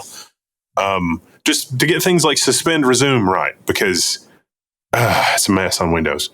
And that's true on it's Team Red or Team Blue. But it's exciting for the future because it does seem like that there's a lot of low-hanging fruit that mobile users can enjoy. And it does seem like AMD is doing some really interesting things with mobile processors. We got the Vcache mobile processor, which is, okay, it's a chiplet design, solder on, blah, blah, blah. But maybe that's a portent of things to come for high-performance laptops. I think actually when we last talked, I said something that suggested that I had a little bit of a concern around making APUs where it's just a programmable wattage. It's like, okay, this will run from 8 to 35 watts. And it's like, well, but you don't really do it that way. Like if the thing is not going to run at 35 watts, you can get rid of a lot of stuff in there to do with power delivery. And then all of a sudden it shrinks. And then all of a sudden you've got more power efficiency. And so having all of these parallel swim lanes for a bunch of different products does suggest that AMD expects to capture wider ranges of the market in, if nothing else, those TDP buckets. But I suspect that it's not just TDP. It's a lot of use cases, not just for thin and light, but also these mini PCs. Because these mini PCs, I think, are selling better than anybody really expected. Well, I don't know if there will be an ad/mini review in this episode or an upcoming stuff, but I just got done testing called the HX77G from Minis Forum, which has a 6600M and a 7735HS. Some of the competing mini PCs I've tested, they'll still for some reason have the APU at like 35 watts, and they'll have a GPU that's only at 65. And I'm like, well, then why is this a desktop? Like, what are we doing here? And this one seems to run the 6600, which is basically the same specs as an RX 6600 at full 100 watts. And the thing boosts, it's basically just a 6600 in performance in my benchmarks that uses 30 watts less. And then this Zen 3 Plus 8 core at 54 watts is right up there with some desktop chips.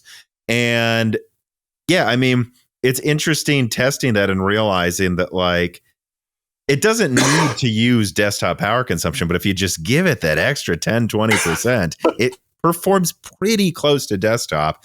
And I mean, we just saw Asus just launched the Z1 non-extreme version of their handheld, and everyone's talking about how it's like 40% weaker. And I'm like, yeah, but you guys do know it has a third the compute units, right? So like a third the compute units. And in some scenarios, it was only 20% or 10% weaker. Like, I would argue that Phoenix doesn't need half of these compute units and half of these systems. Then you just need to give it more power. Yeah. And I think they're kind of doing that because they're keeping Hawkpoint at 12 compute units. They're going to 16 with Strix. And I've seen some people go, why don't they go to 32? And I just don't think they're maximizing what they have right now, And actually, the funniest thing in the vein of what you're talking about is I saw for Strix Halo, which goes up to 40 compute units of RDNA 3.5, they were talking about in one slide, and who knows if they'll actually do this. I'm sure there will be special versions that want to pay twice as much for that extra 10%. But they were like the 120 watt version of the APU. This is the one with 40 compute units and 16 cores. And then the 65 watt one, I think they were like never 16 cores, never 40 compute units. And it goes all the way down to like the worst yields. And they're like, I think they're finally figuring out that it's been so silly for these companies to segment these things like that for so long.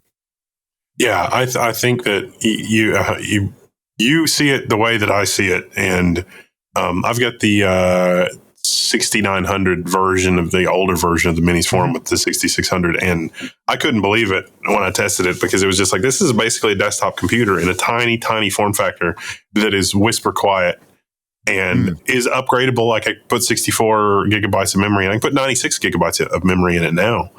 And with reasonable cooling, and the performance really was something to behold.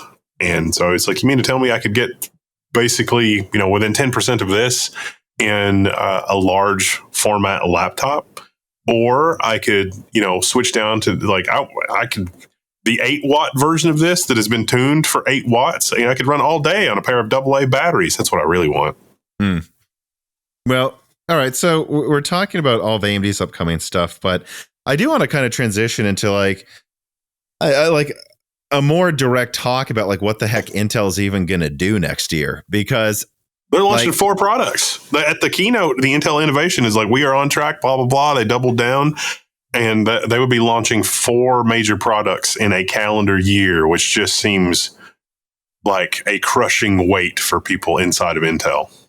Well, so that's the thing, right? Because I think in a couple weeks from now, they're going to launch Raptor Lake Refresh. It's like 3 to 15% better than what they have now, which isn't nothing. I remember when everyone got 10% performance improvements every year from Intel. So it's not nothing.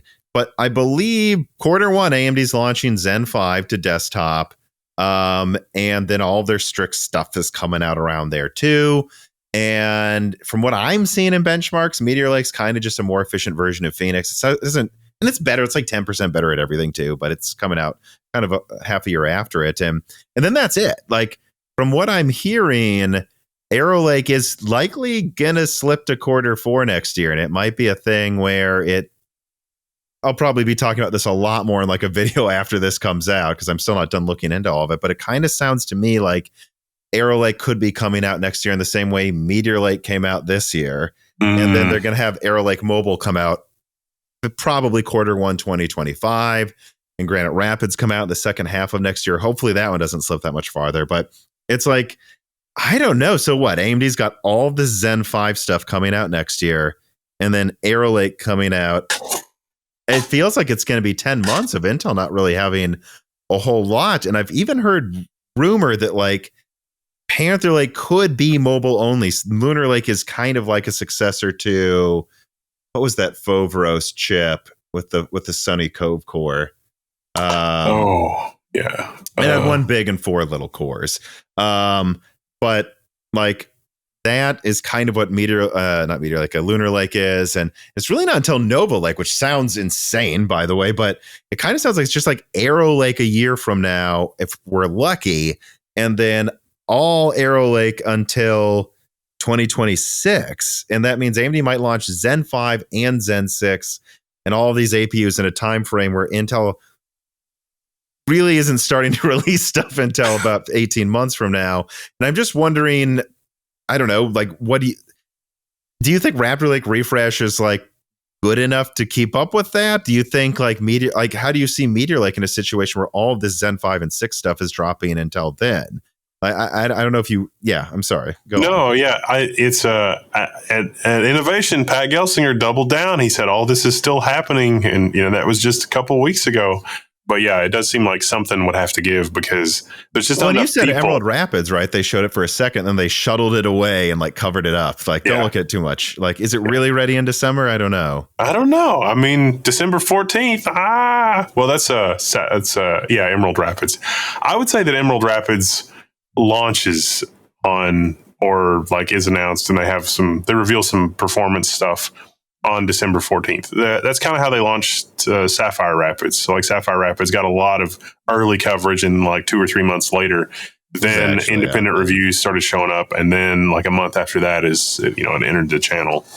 So maybe that kind of stuff, but I don't know. There's a lot of moving parts here, and there's so many teams that have so many overlapping skill sets that everything has to drop into place, that they would have to be, if they're going to do that next year, they would have to be physically farther along with the products than they let on in the press events, if the timing is going to be there, because all of the stuff that's left is all the little bring up details and the platform details and like the CXL integration and that sort of stuff. And CXL integration and disaggregation and those types of acceleration stuff, that was front and center in a lot of the demos at Innovation. And that hardware seem to be functional, but you can do CXL now on the older platforms with the right integration bits. So yeah. So you're kind of saying if they really do want to launch all of these things next year, you would have expected to see a lot more by now, unless it's like at the end of the year anyways or something. Yeah, or if they're deliberately sandbagging or something like that. I don't know, but I would think that we would at least have had hints that they were going to, delay or push that back, because that was one of their big roadmap claims was, 5 processes? Yeah, in 4 years. 4 years. But, all of them with the delays that have happened so far, that pushes all of them into happening next year. And like you've talked about the EUV stuff before, right? And it's like, well, it turns out we're going to use EUV, but we're going to use EUV in the ramp and not the, and so it's like, well, I don't know what to make of that. Yeah, that's a good point too, because they say we're totally on track, and it's like, maybe arguably, but can we use the word totally when it's launching in December? Does that really count as a node this year? I don't know about that. Well, and EUV is getting used differently than when planned. But again, it's just like, how does this translate to a product? Like, I can come back down here to blue collar land. Tell me what I can buy. Tell me what the performance is going to be. Well, you can buy know what this Alchemist other stuff in Q1, remember? So, yeah. Well, and that's the thing I've heard about Battlemage as well.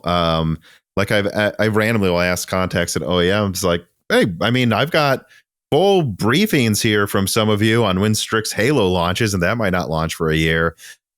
Isn't Battlemage supposed to come out next year? What do you know? And they said, we knew way more about Alchemist a year before it launched than we know about Battlemage now. So I guess we'll leave it at that, everybody. And we still haven't really seen anything out of it. And I think Meteor Lake was originally supposed to use a Battlemage tile, and now it's using an Alchemist Plus tile.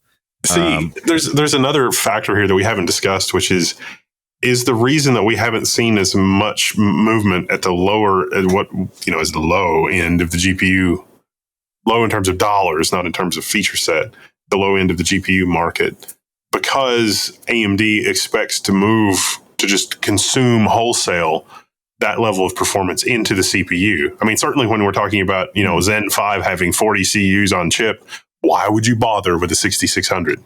Well, I agree, right? Like, unless Intel thinks, and I've made this point too, like, guys, I think just from a standing back and looking at the market, I don't know if it makes any sense to launch any of these graphics products unless you can beat like a 4070 next year, because AMD's going up to, they said they want Strix Halo to at least compete with the mobile 4070, which is a 4060 Ti. Well, it's not even the performance; it's also the cost of manufacturing. So, the ASRock Challenger, that's the 6400, that has it's $1 of aluminum, and it has 2 connectors and a tiny PCB, and there's like 5 passive components on it. So, nobody liked that GPU, but that is the future of low cost GPUs. If you had a GPU that looked like that, but could do 120 FPS in any AAA title at 1080p, who cares? Buy it. That looks amazing. That would be incredible. And that's where the lowest of the low end would be. That GPU, manufacturing it for, less than $100, certainly, and putting it on the market for $150 and then offering that level of performance, the market would eat that up. The market would go insane. Even if you had to cut it to the bone to make it work like that, as long as it offered the performance and had the VRAM and you found a way to make it. And so, there's a lot of room for Intel to do that kind of innovation, but they're not going to do that. But that's what's so hard right now, because, and yeah, I agree. I saw, what is they, 3 different types of dies they're working on, and they might only launch 1 or 2. And it's like, no, launch one that hits $200 well, and just do that one well. But it's hard because we're in a weird situation where no one wants 8 gigabyte cards anymore. So if you're going to make a cheap 16 gigabyte card, you kind of got to make it 300 if we're being honest, at least. And I think they're just already struggling to make that at cost there with the A770. It's a 6 nanometer card that is the die size same as a 3070 that used a way cheaper node, yet they're selling that with 16 gigabytes below 300. I think that thing's being sold below cost. And so then the question becomes, next year with Battlemage, can Intel make a card that does 3 things: has at least 12 gigabytes of VRAM, preferably 16, can beat AMD's 40 compute unit APU, and basically everything in the cheap area right now, which means, can they double A770 performance for under 300 with 16 gigabytes of RAM next year? That's the question, I think. And I think if they do, I'll be impressed. But that sounds like a pretty tall order to go from point A to point B in one gen. Yeah, it does. And if we're being honest, I probably would have expected Battlemage by now, for like an 18 to 24 month product cadence kind of thing. And I think that was the original plan. I think it was supposed to come out this fall, like if you asked them 4 years ago. So when did the A770 launch? Same day as the 4090. It was like October 12th. Oh, I remember. It was October 12th last year. Yeah, so we should be like, OEMs should definitely have been doing stuff with it already. Well, so on that bleak note, let me ask you this question, though. How do you feel about 128 core Granite Rapids versus 128 core Zen 5 Turin? And then the same question for 288 core Sierra Forest versus 192 core Zen 5C. AMD's up to something with 128 cores in Turin, right? Because isn't the leak say it's going to be an absurd number of chiplets? Yeah, I mean, I think I have my own MS Paint mock-up of it. I think it's going to have to be, it's 8 cores, so it will be, 128 divided by 8, 16 chiplets. They're keeping it 8 cores, but then they also have the 3 nanometer, C variant that is 16 cores per chiplet. So that'll go up to 192 cores. And my understanding is Granite Rapids uses something called Redwood Cove Plus, which is just a maybe 10% better version of what's in Meteor Lake's big cores. And then that's going to be competing with the same core count from AMD, but Zen 5.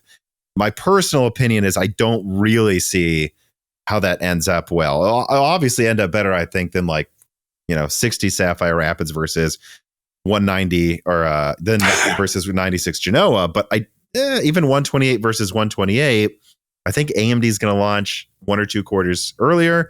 I think they're going to have the same core count as Intel, and I think each core is going to be 20% better. So maybe 10% better if Intel gets lucky. I don't really, and then they have an AI variant of it as well that can go up to 6 AI chiplets. So I don't know how that, and I think Sierra Forest, I'm just perplexed on who would want this personally, because it's 288 cores, no hyperthreading, same performance, it seems like, per core as Meteor Lakes, if not Raptor Lakes, and that's going to go against 384 threads of Zen 5C.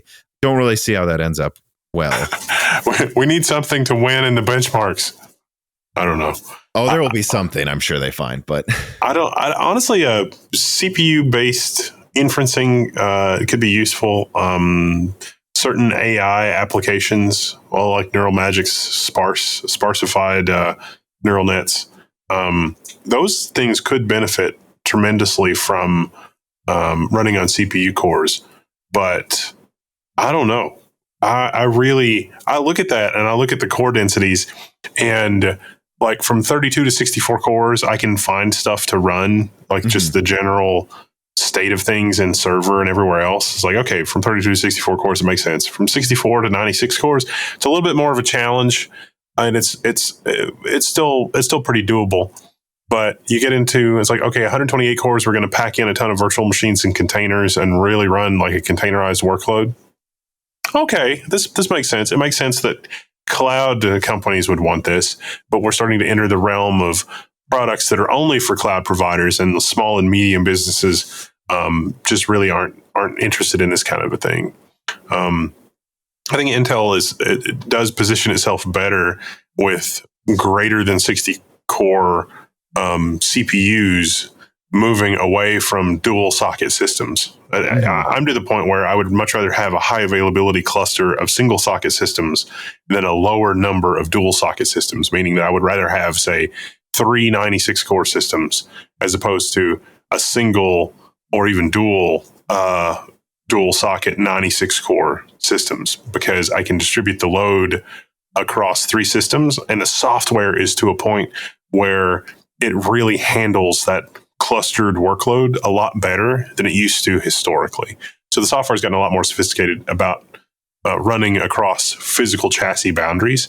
And now the annoying thing is, you need 200 or 400 gig InfiniBand to really share the connection and have everything work. Even like looking like VMware and vSAN, the performance has been a little disappointing on my own tests across 100 gigabit Mellanox ConnectX-5 and ConnectX-6 Ethernet adapters, but it's fully distributed and the reliability is there, and it's just the performance is a little disappointing. But in terms of like, this thing is bulletproof and running on more than one physical machine and all that, it really does tick all of the boxes. But that was a question, by the way, someone was going to ask that I didn't actually use for this video was, do you, once we're getting to like 300, what is it? I think, yeah. So Turin goes up to 128 or 192 cores, Zen 5C. Venice goes to at least 256 cores on SP7 with 16 channel memory. And one of the questions asked is, well, if we're already going to over 256 cores with 16 channels, is there a point in 2 sockets? Like, at what point do you just go, give me more bandwidth for that crazy SoC? Yeah, we're entering a world where things connect just with PCIe. I just in the office, and I've got some videos in the pipeline. I just in the office got a liquid PCIe fabric. And so forget networking. Networking is too slow. How's the server connect to the other server? PCIe, because literally anything else is too slow. So the liquid fabric is amazing because you put your PCIe devices that you want to share between machines in a chassis, and then all your chassis connect to a PCIe switch. And you can map a physical PCIe card to a physical chassis, and that's all well and good. But you've got other really interesting things like AMD Pensando NPUs. It's a packet processor on a PCIe card. Mm-hmm. But you can do a type of I/O virtualization with it where that one NIC exposes itself to all of the servers that you have connected. So you can have one physical NIC mapped to 4 physical servers in my case, providing 100 gig interfaces between all of the systems, but it's only one physical NIC. The virtual functions go to different physical servers. And this is the future because we've disaggregated to multiple sockets into multiple chassis, but now the chassis are all interconnected via PCIe because networking is too slow.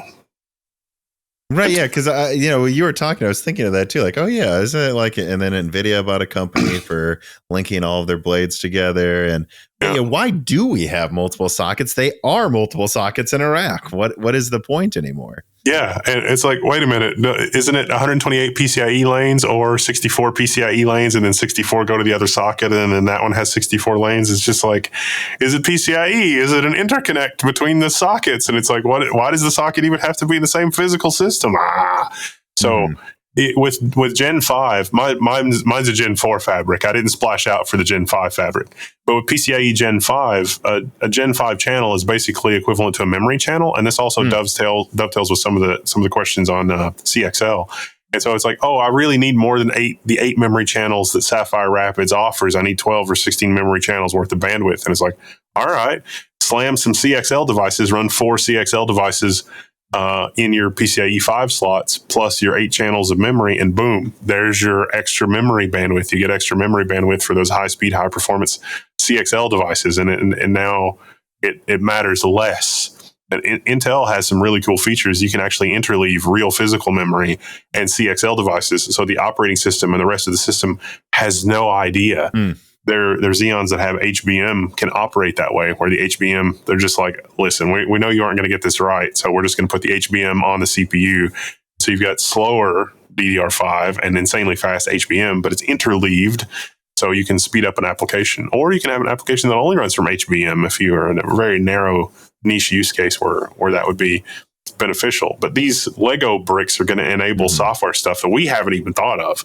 But there are people that are working on problems that are really excited about having these capabilities, and taking advantage of these core densities, I think, is is top of mind for a lot of them, but it's entering into such specialized workloads or such cloud specific workloads that I think it's going to be a while before we see the software catch up to be able to use these things, because we're only just now, like we've had 100 gigabit Ethernet interfaces for almost a decade.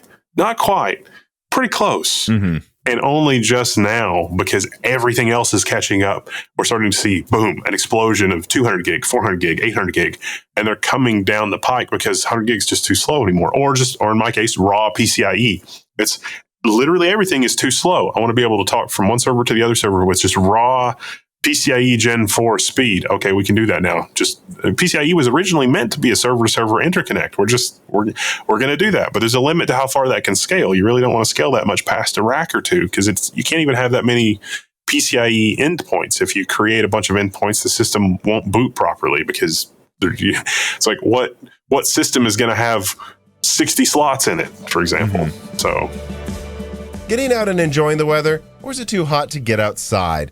Well, either way, whether you're looking for an easy meal on the go or something quick and delicious while you're cooped up inside, Vite Ramen has you covered. This piece of content is brought to you by Vite Ramen. Vite Ramen is a healthy, tasty, and shelf-stable food crafted by an American startup that offers tons of options for eating healthy. Their classic packages make it easy to add protein and other ingredients of your choice, including new flavors like Radiant Crab Ryu. And also their Ramen Go packages offer a healthy microwavable option for those who truly only have a 15-minute lunch break away from home. Or they even have other healthy products like Nano Boost Powder that makes any food at least a little healthy. Click on the link in the description and use the offer code BROKENSILICON to save 10% on a variety of products, including special bundles for Moore's Law Z fans, raw nudes if you want to make up your own recipes, and other food products, powders, cooking utensils, and more. They are a plucky, small, but rapidly growing company that has been good to Moore's Law Z for years. So, supporting them helps support me, and even just clicking on the link below makes a big difference for Moore's Law Z. But I really do like their products, and I recommend you try them as well. So check out Vite Ramen today. Really? Couldn't keep the glasses on for more than a minute? Well, all right. You said you can't think of it, but I'm hoping you can. Raisin Biscuit writes in. It says, "Hi, Tom and Wendell. Wendell, I know you're a big fan of CXL. Is CXL technology that can benefit consumer products, which means desktops or laptops, even remotely in the foreseeable future? Is it technology just reserved for data centers, HPCs, in the most extreme home labs? Consumer space aside, then, what potential uses of CXL are you most excited for?" And I am curious about that too, because I think I asked Dave Eggleston, I think he was like a president at Micron or something too, like about CXL, and his answer, this of course is like a year or two ago, was, I just think it's not going to be in consumer stuff for a very long time. You really, okay, so you don't see I wouldn't expect it in the immediate term, but Zen 6 comes out late 2025. So basically exactly 2 years from now. Do you think they're going to start advertising the CXL cards you can put in it by then? No. What CXL does is it is a way of giving us, it's really just a computer science plumbing thing that lets us be able to do even more out of order execution and fixing up things after the fact by hiding latency. So we can have devices that are not memory behave like a memory device over an interconnect bus. That opens up a lot of possibilities for reliability and high availability, and even being able to move running programs between devices. I've always thought the holy grail of how these things should be designed between mobile, desktop, laptop is that I should be able to package up and move my running applications between devices, because there's really not a lot of difference between, let's say running Outlook on your phone and running Outlook on your desktop and running Outlook on another machine. And I think it would be far better security and way more efficient if I could work on something, and the thing that I'm working on my machine, when I step away from my machine, it comes with me on my phone. It doesn't have to go over to the cloud. It doesn't have to be a session. It doesn't have to be any of that. I can literally just move the 8 gigabytes of memory space that the application is using and move it to my phone. Some of the plumbing for CXL makes it really easy to move the program that's executing from here to there to somewhere else. But no one is, as far as I know, is even working on that aspect of it. The most exciting, literally just transplanting your desktop space, all the apps open from, say, this desktop I'm using right now to a laptop, and then walking away once it moves it all over in like a minute or something. Yeah, probably not even a minute. Like, we have the plumbing now. If you think about like a Steam Deck and Steam streaming, we have the technology to leave a big application running on your desktop, but tunneled to your phone. And we have the design chops to build an application that runs well on phone, laptop, desktop. And this, I think, would be a much lower latency, much more seamless user experience versus cloud nonsense where it's running on somebody else's computer and the round trip is just impossible to deal with. But it's also way more secure because your stuff never, if you have an encryption key or like some sort of physical encryption device, it never really needs to leave. And as long as your phone and your desktop and your other computers all have that connection where they're all connected to one another, the encryption keys never really need to leave one or other of your devices. You could leave it on your phone, except in an emergency situation, and pull it off your phone. But CXL enables some of that, but you don't need CXL for a lot of that. You can do a lot of that without CXL with other, secure computing or other. Intel's got a lot of confidential computing technologies that would enable that kind of thing. But just being able to shuttle and disaggregate resources like that. If your phone, for example, if you were running an application on your phone that had a need for 20 gigabytes of memory and your phone only had 6 or 8, if everything implemented CXL, even as long as you had a reasonably high-speed wireless connection, your phone could use the memory space for that, on a remote computer, even though the processor in your phone is actually doing the execution. As a practical matter, it would probably make more sense to move the application to the computer and then bring the screen back to the phone. But I think that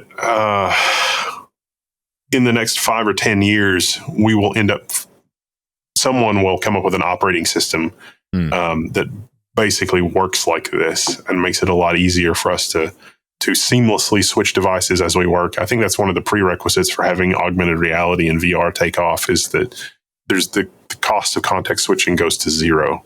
But CXL enables some of those kinds of things at a consumer level, but no one cares about any of that. The CXL, where it's really handy, is scaling very large systems, ensuring integrity of very large database systems, and disaggregating resources so that if you needed to run a machine learning training thing that requires 16 terabytes of memory, where you can't physically do that right now, it doesn't matter because the interface speed is what it is, and something else can manage showing up like a memory device and giving you the memory device integration to do that. Because most of the time, if you really need 16 terabytes of memory, you don't need 16 terabytes of memory in the system the whole time. You just need 16 terabytes of memory to get to the other side of a job, and then you're good to go. Well, it's funny you say that, because I think we've most seen this rear its ugly head, or actually it's a head I'm kind of rooting for myself personally, in like this idea 10 years ago that everything was going to move to the cloud. And I've been seeing more and more things pop up as, I don't know, I'll call it the fog, where we don't need a cloud. We couldn't use it for some things, obviously, but putting everything on the cloud kind of just slows everything down. Not some things should be there, but not everything. And you can't help but wonder, like, more of a hybrid approach would be just better. Like, I see these, like, basically every game streaming service is failing. You see this emerging, like in the recent Xbox leaks, that like it's just not getting subs. And it's like, well, yeah, I mean, you can't really stream better than 1080p 60 at best, frankly, maybe 720p 30 over the cloud before it becomes horribly noticeable. And at that point, it's like, I played enough, we brought it up, I played around with enough of these like minis forum and even like Geekom and other things systems, where it's like, just with like a Phoenix APU, I can do 1080p 60. So this is an APU. Why would I bother streaming and spending all this money every month when a $300 box can play the game as well locally, and the latency is better? And I wonder how much you think like there's going to be some of this unraveling of the cloud. Not a lot of things, but some of this stuff we could be doing locally on devices that are so much cheaper than maybe the money we're spending to stream it. Yeah, the pendulum is definitely starting to swing the other way. Companies have started to notice.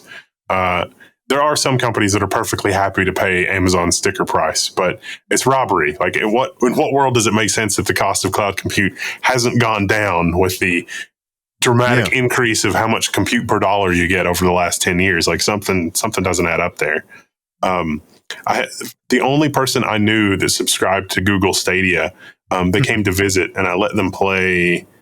I let them play a first-person shooter on my Steam Deck, and it was just streaming. It wasn't even playing on the Steam Deck. It was streaming from my desktop computer. So, like, the visual fidelity and everything else was off the charts. And the wireless at my house is very fast, and they couldn't believe it. They were just like, "What? This just feels so different.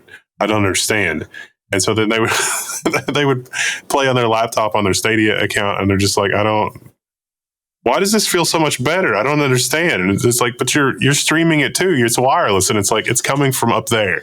It's not coming from Jersey or wherever it's coming from. And he couldn't believe it. And then he canceled his Stadia subscription.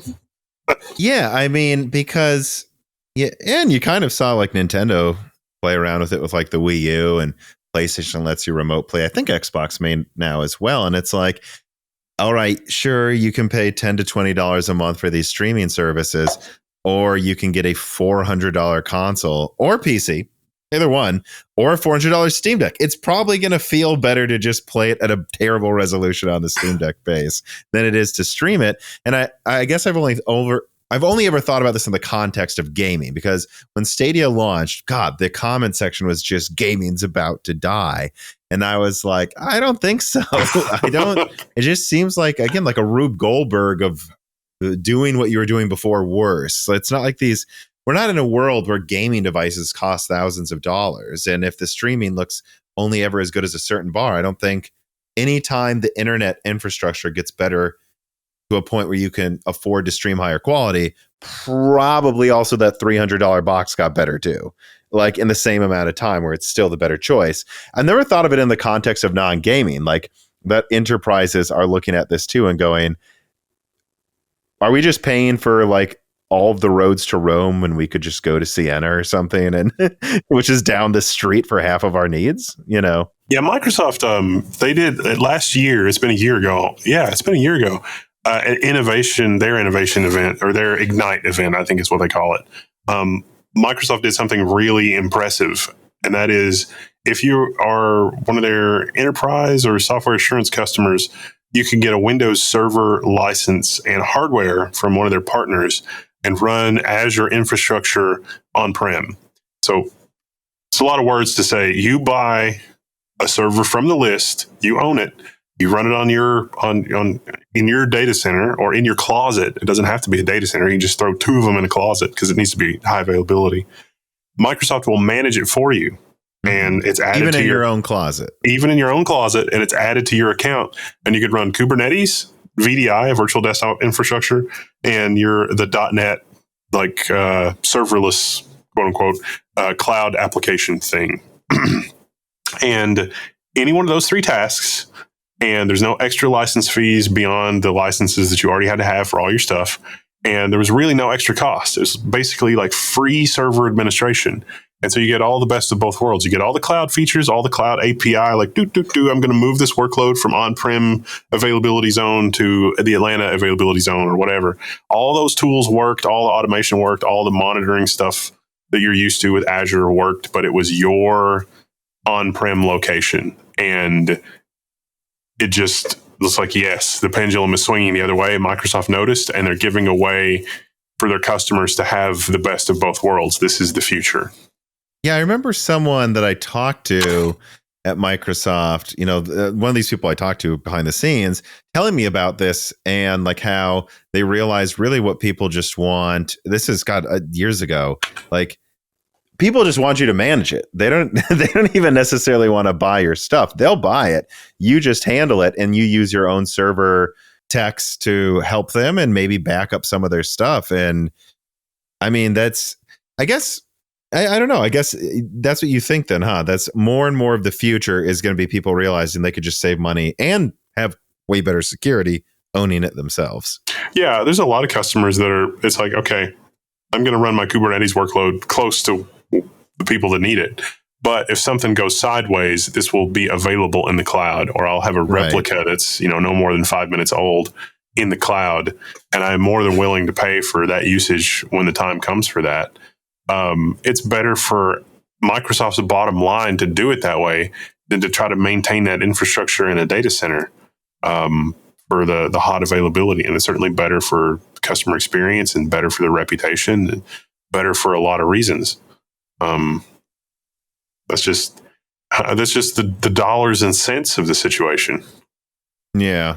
Well, so kind of in the same vein as this conversation, I want to ask you this. QH Freddy writes in and he says, what are your thoughts on Sapphire Rapids and Emerald Rapids workstation parts? These are basically not sampled to the press. And I asked Steve at Hardware Unboxed a while back, and he said he didn't have much interest in benchmarking them. Can you maybe give some insight into the sampling and reviewing of Sapphire Rapids parts? Do you think they have a place in a mixed workstation gaming build? So I've got a non-sample Falcon Northwest system based around the 56-core overclockable Sapphire Rapids CPU. And I don't get why Intel was not more, didn't do more with these.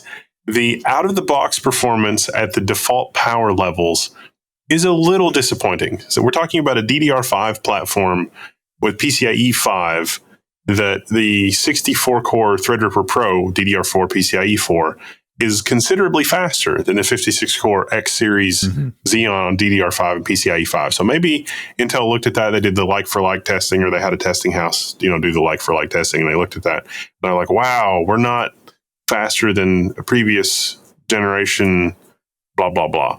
But that's with roughly the same power envelope. If you overclock the X Series Xeon, the X Series Xeons have no power limits. And if you unlock it and you let that CPU run at like 600 watts and you can deal with 600 watts of power, you have 56 performance cores. It's amazing. So, it uses a little bit of power. I don't care. It's really actually pretty nice. I think the 24 core, the 16 or the 24 and the 32 core are probably better. Because you can also give them 600 watts. And so like the 24 core, I pointed this out to Intel and I was like, hey, I would like to have the 24 core so that I can do some more benchmarks and some more testing, because I only have the 56 core that Falcon Northwest system, that Falcon Northwest sent me in this breathtaking system. We should check out the video on that. It's a lot of fun. And that's the machine that I use for the ultimate machine learning video, because it's got all the Intel AMX machine learning accelerators and all that stuff too. And eventually they did, but it took a while. And so I think because I specifically requested it and said, this is how I'm going to do this, Intel did send me a couple of CPUs. And the 24 core is also very, very good. And there's W790 motherboards that are available in both the 4 and 8 channel configuration. And each CPU will work in each motherboard. But if you have a 4-channel CPU, you don't want to use it with an 8-channel motherboard because half of your memory channels just won't work. And so, but if you get the 4-channel memory board, you've got 8 slots. You can run 2 DIMMs per channel. So it's very strange. Some vendors did not do an 8-channel version of the workstation board. Some vendors have done a version of the workstation motherboard that is not overclockable, meaning that you're locked into whatever Intel's power limits are. But these CPUs are supported, like the W3175X. They are supported by the Intel Extreme Tuning Utility and blah, blah, blah. The 24-core CPU, I think is street price is $1,500. So it comes in under the cost of an equivalent Threadripper Pro CPU, street price, as a PCIe 5 platform and at a 600-watt power limit. In my experience, has been this system that I'm using right now. As a matter of fact, daily driver, 24/7 stable, no problems, even with the extreme power limit. Thermals, it's never really above 85 C under, and that's with an artificial workload. If I'm just playing a game or something, it's nowhere near that. And it is breathtaking performance having 24 performance cores. Well, so I actually, it was episode 213. I talked to a DAW engineer, a digital audio workstation engineer who used Sapphire Rapids, and he said it was the power consumption thing that was just a massive issue for him, though. And he said that if you don't have, and if you look, he said in the manual for these workstation chips, they're like have a 1500 watt or dual 750 watt power supplies to power them. Yeah. And he said that he couldn't get them to work practically. He's like, yeah, they're strong, but good God, I didn't realize I was going to have to give my customers 1500 watt power supplies to make this thing stable. And then someone from Kit Guru commented on that video and said, we had 3 samples. One of them almost didn't work. And then someone I know in a band called Vicetone who does their own video production work for the band, he said they needed a 1500 watt for the 36 core. It was very good, but he cut a hole in the wall in their studio. So the workstation was in its own closet with its own cooling because it was making the audio studio just too hot. And from what I've heard about Emerald Rapids workstation, which I think should come out within 6 months, I never really know when it's going to be available to buy from Intel. It's supposed to be like 20% better, and they fixed a lot of the power consumption problems. So I think Intel realized that like this thing will get eaten alive if we sampled it a lot, because it's half of the reviewers are going to need a new power supply, and it's going to not win really in multi-threading. And then at the same time, we know we've got Emerald Rapids coming, and it's kind of 20% better and it doesn't break power supplies anymore. So why don't we just push it hard then if AMD doesn't have Zen 4 out? I think that's their thinking. So I discovered something very interesting since my Falcon Northwest review. The first interesting thing that I'll mention in that is this system from Falcon Northwest is shipped in an overclocked, technically, configuration. And it is tuned very carefully. It is not fully unlocked. If you let the processor run fully unlocked and you're just like, yeah, you just do whatever you want, then you're in for a bad time. But there is a power limit, and it's around 550 watts, 600 watts on the Falcon Northwest system. On the other system that I tested, I basically just copy pasted what they did and then did my own experimentation with the 24 core. And even though it's 24 cores versus 56 cores, the power envelope is roughly the same. Now, here's the thing that I discovered from the Falcon Northwest video that was not in the Falcon Northwest video. The CPU mounting situation with that socket is it's just CPU into a socket. Mm-hmm. The heatsink is the retention mechanism, and it depends on a specific torque in order to do its thing. It is very possible to mistorque the heatsink, and you seem to end up in a situation where the CPU does not have adequate cooling, because when I started with the system, I'd put it together and I did the thermal paste thing and everything did really well. And I was really pleased with the results and the stability. And then I needed to switch motherboards because I was trying a different motherboard with the same CPU. And so I took it all apart and I took the CPU out. And I basically just built a whole other system. So all I had to do is just move the CPU around. And in the other system, I was using a tower CPU cooler. So I was only running that at, I think, 480 watts. And that went fine. And I put it all, and then when I took that out and I put it back into the first system, which has a custom loop cooler, it was not stable and the performance was all over the place and the thermals looked okay, but it was sitting about 10 degrees C hotter. And as I was taking it apart, I counted the number of times that I unscrewed. Now keep in mind, this is with a torque wrench, but I counted the number of times that I unscrewed. And one of the standoffs unscrewed like 6 or 8 more revolutions than the other one. But I had used a torque wrench to tighten it down to Intel's appropriate torque. So something went wrong with the way that was mounted and the retention mechanism, which caused all sorts of stability and other issues. But it was like subtle issues, like not like, oh, this is obviously mounted wrong, one of the DIMMs is not working, but like something unsettling. So the retention mechanism with that thing is not amazing. Mm-hmm. Yeah.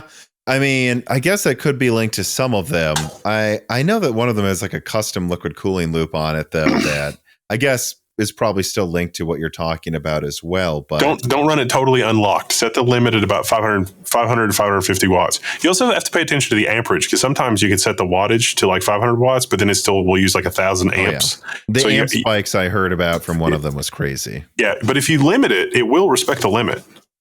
So I don't know. I think that's why Intel hasn't gone hard with it, because you could argue they have a huge opening here with AMD just basically not showing up to the party in HEDT anymore. But I think they knew it was finicky, and they just knew that some reviews were going to be. I'm fine with the finickiness as long as it's not continually finicky. If it is stable, then I will have a problem with that.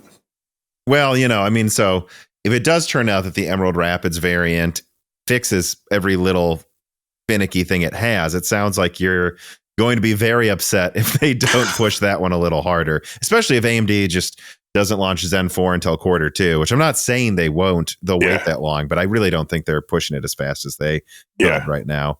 Well, the guys at Falcon Northwest said that this was a shipping configuration, because I was kind of on the fence with the whole, like, you're probably right about a lot of that. But the fact that Falcon Northwest was shipping it as a shipping config, and they're like, no, we will support you for this, is like, okay, well. Well, they feel like they figured it out then, at least. Tommy P writes in, and he says, hi, Tom Wendell. What are your latest thoughts on the HEDT platform market? Is it dying? Is it already dead? Are the consumer platforms fast enough and have enough features that the segment won't survive in the long run anyways, as actual workstation platform budgets are out of reach for hobbyists at this point? So what do you think about that? Because I know Zen 4, but I think it's just Zen 4 Pro workstation. I don't think it's a cheaper version. I think they're going to be just as expensive and crazy as before. I think that AMD would be fine to launch a workstation version of the chipset for a 7950X that let you use registered error correcting memory. Your latency is going to suffer, which means your gaming performance, or your 1080p gaming performance, will suffer. But that would unlock more than 256 gigabytes of memory. And I think 16 cores and 512 gigabytes of memory for some of those workstation edge cases is probably fine. I would like to also see different PCIe layout. Like, again, Zen 4 has enough bandwidth, PCIe Gen 5, but you can't, I need more PCIe slots. Yeah. So, that part kind of sucks. It would be amazing if there was a 16 or 24 core, like, simple socket workstation, but I just don't think there's enough. I don't think there's enough market. The enthusiast processor has become the 7950X and the 7950X 3D. And for enthusiasts, all motherboards are lacking. The Asus ProArt motherboards come the closest to not lacking, but it's still, I need more. They're very expensive too. I need more slots. Well, they're not expensive compared to Threadripper Pro. Sure.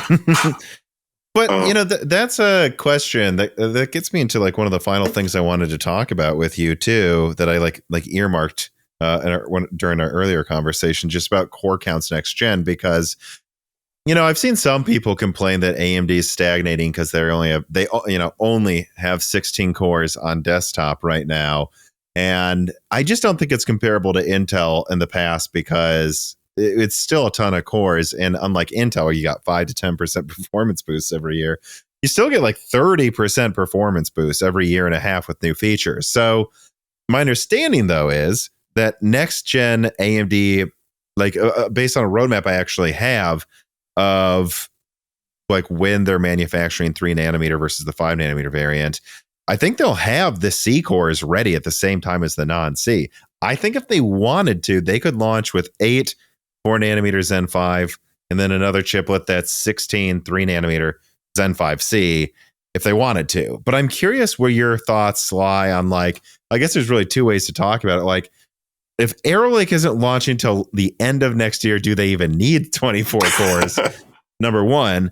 Number two, if they're going to increase performance, I don't know, let's say, I think maybe near 25% over last gen again, is that something where the consumer really needs a core count increase or not? Like, at what? Because we have used 16 cores since 2019. It's been 4 years. It'll be 5 years pretty much when Zen 5 comes out. Is it time to move to 24 cores? And by the way, I also on a roadmap have Zen 6 that it looks like it could go to 48 cores if they really wanted to. Like, is there any need for that? Is there any need for 32 or 24, or is 16 fine for the foreseeable future? I think for enthusiasts, 16 cores is basically okay, but it's only because we've had so much core on core on core on core performance improvement. I really think they should go to the Zen.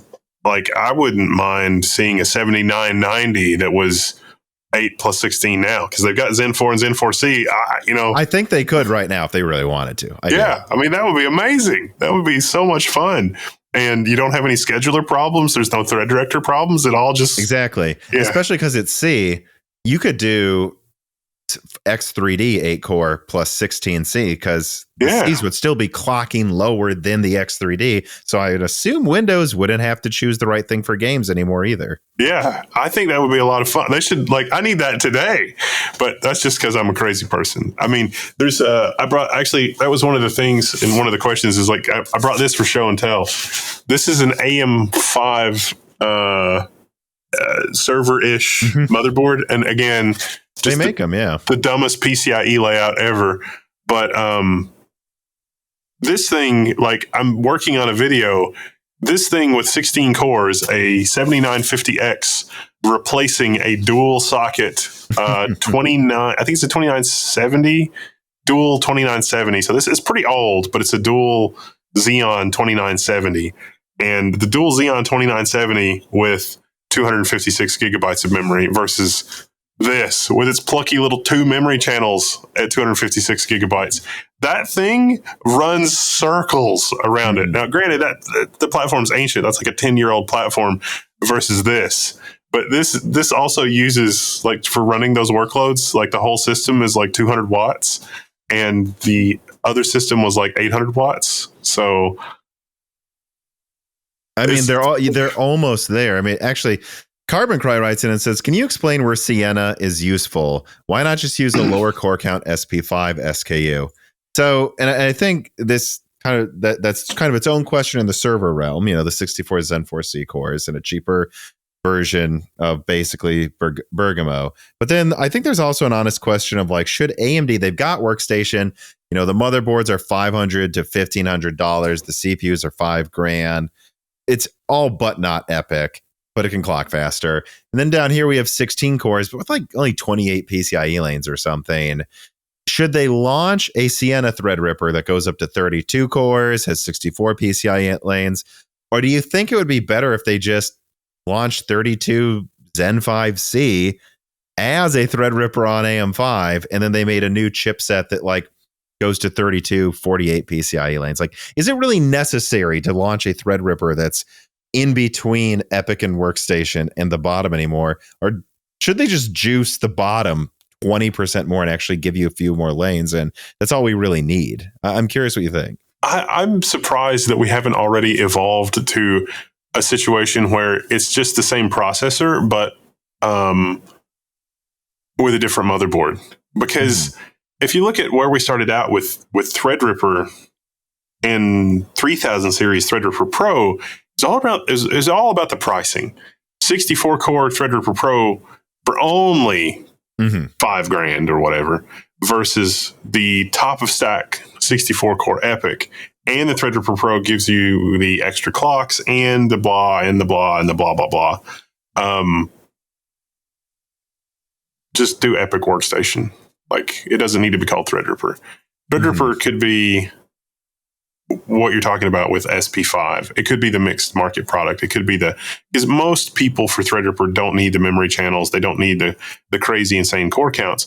Not to say there's not a market for that. There absolutely is. Creative workstations. They might want more RAM. They might want extra cores, but they might not need 128 cores and terabytes of RAM. Yeah. And you could almost, if it weren't for the cooling designs of these server motherboards, server motherboard with a PCIe card, there's a couple threads on our forum where people are designing PCIe cards where it's here's an X4 card that is basically USB and SATA and all the crap that they don't put on a server motherboard. Is just slam this in a socket and boom, you turn a server motherboard into a workstation motherboard. That's a perfectly viable product strategy when you're basically at price parity per unit compute between server and workstation CPUs. The only reason that you have different server and workstation CPUs is to serve different markets to have the same product or similar product at a similar price point. Arguably, AMD's already doing that with their P series Epics, which are way cheaper because they work in a single socket versus the dual socket as a way to address that and get some market segmentation and, recoup some of the, I'm sure, R&D costs of doing a dual socket configuration when a single socket gets the job done. And in the beginning, there was a huge discount for those P series SKUs. Today, in the end of 2023, there's not as much of a discount for those P series SKUs as there was historically. And so, yeah, I think Threadripper kind of straddling the line there in terms of cost as well as complexity is a good idea strategically, but I just don't think that's what they're going to do. Mm-hmm. Yeah, when you start talking about the cost of like making the motherboards and the different cooling and these massive Threadripper coolers and all these different things you have to do, I can't help but just think to myself, yeah, I mean, they want to charge basically the same as Epic for Threadripper at this point for obvious reasons. I can't help but think that maybe the consolation price, like, can they just please launch? What is it? What are they at? They're at X570. Can we get like an X590 that adds 16 or 32 PCIe lanes? And then use AM5. Doesn't really matter. Just give me the extra PCIe lanes, the extra USB, the extra, all of that stuff. 16 cores is enough. Launch a 32 Zen 4 C core, for someone who wants this basically Threadripper system. And then you can still use a $20 CPU cooler if you really want to, and all of this other cheap stuff, because anything else, I think, is just leading to a situation where everything else connected to the system costs way more anyways. And I think a lot of it is logistics too. Like AMD's realizing like they're trying to get their lead times down in server, and like, oh, so now we're going to bother launching Threadripper 2 for this niche market we just already control. I don't think they have to worry about any of that. They just make Threadripper editions of AM5 motherboards moving forward. Yeah, or related to that, there's too much time delta between, Genoa and Bergamo launch and now Threadripper launches. It's like, let's move that time window down a month, or just say, hey, if you're going to run this Epic CPU in a workstation, you get an extra 40 watts on the CTDP. And if it can use it, it will. But if it can't, it's just the silicon lottery. People will probably be okay with that in terms of stability. But there is a surprisingly large performance delta on the 5000 series Threadripper versus the top of stack Epic.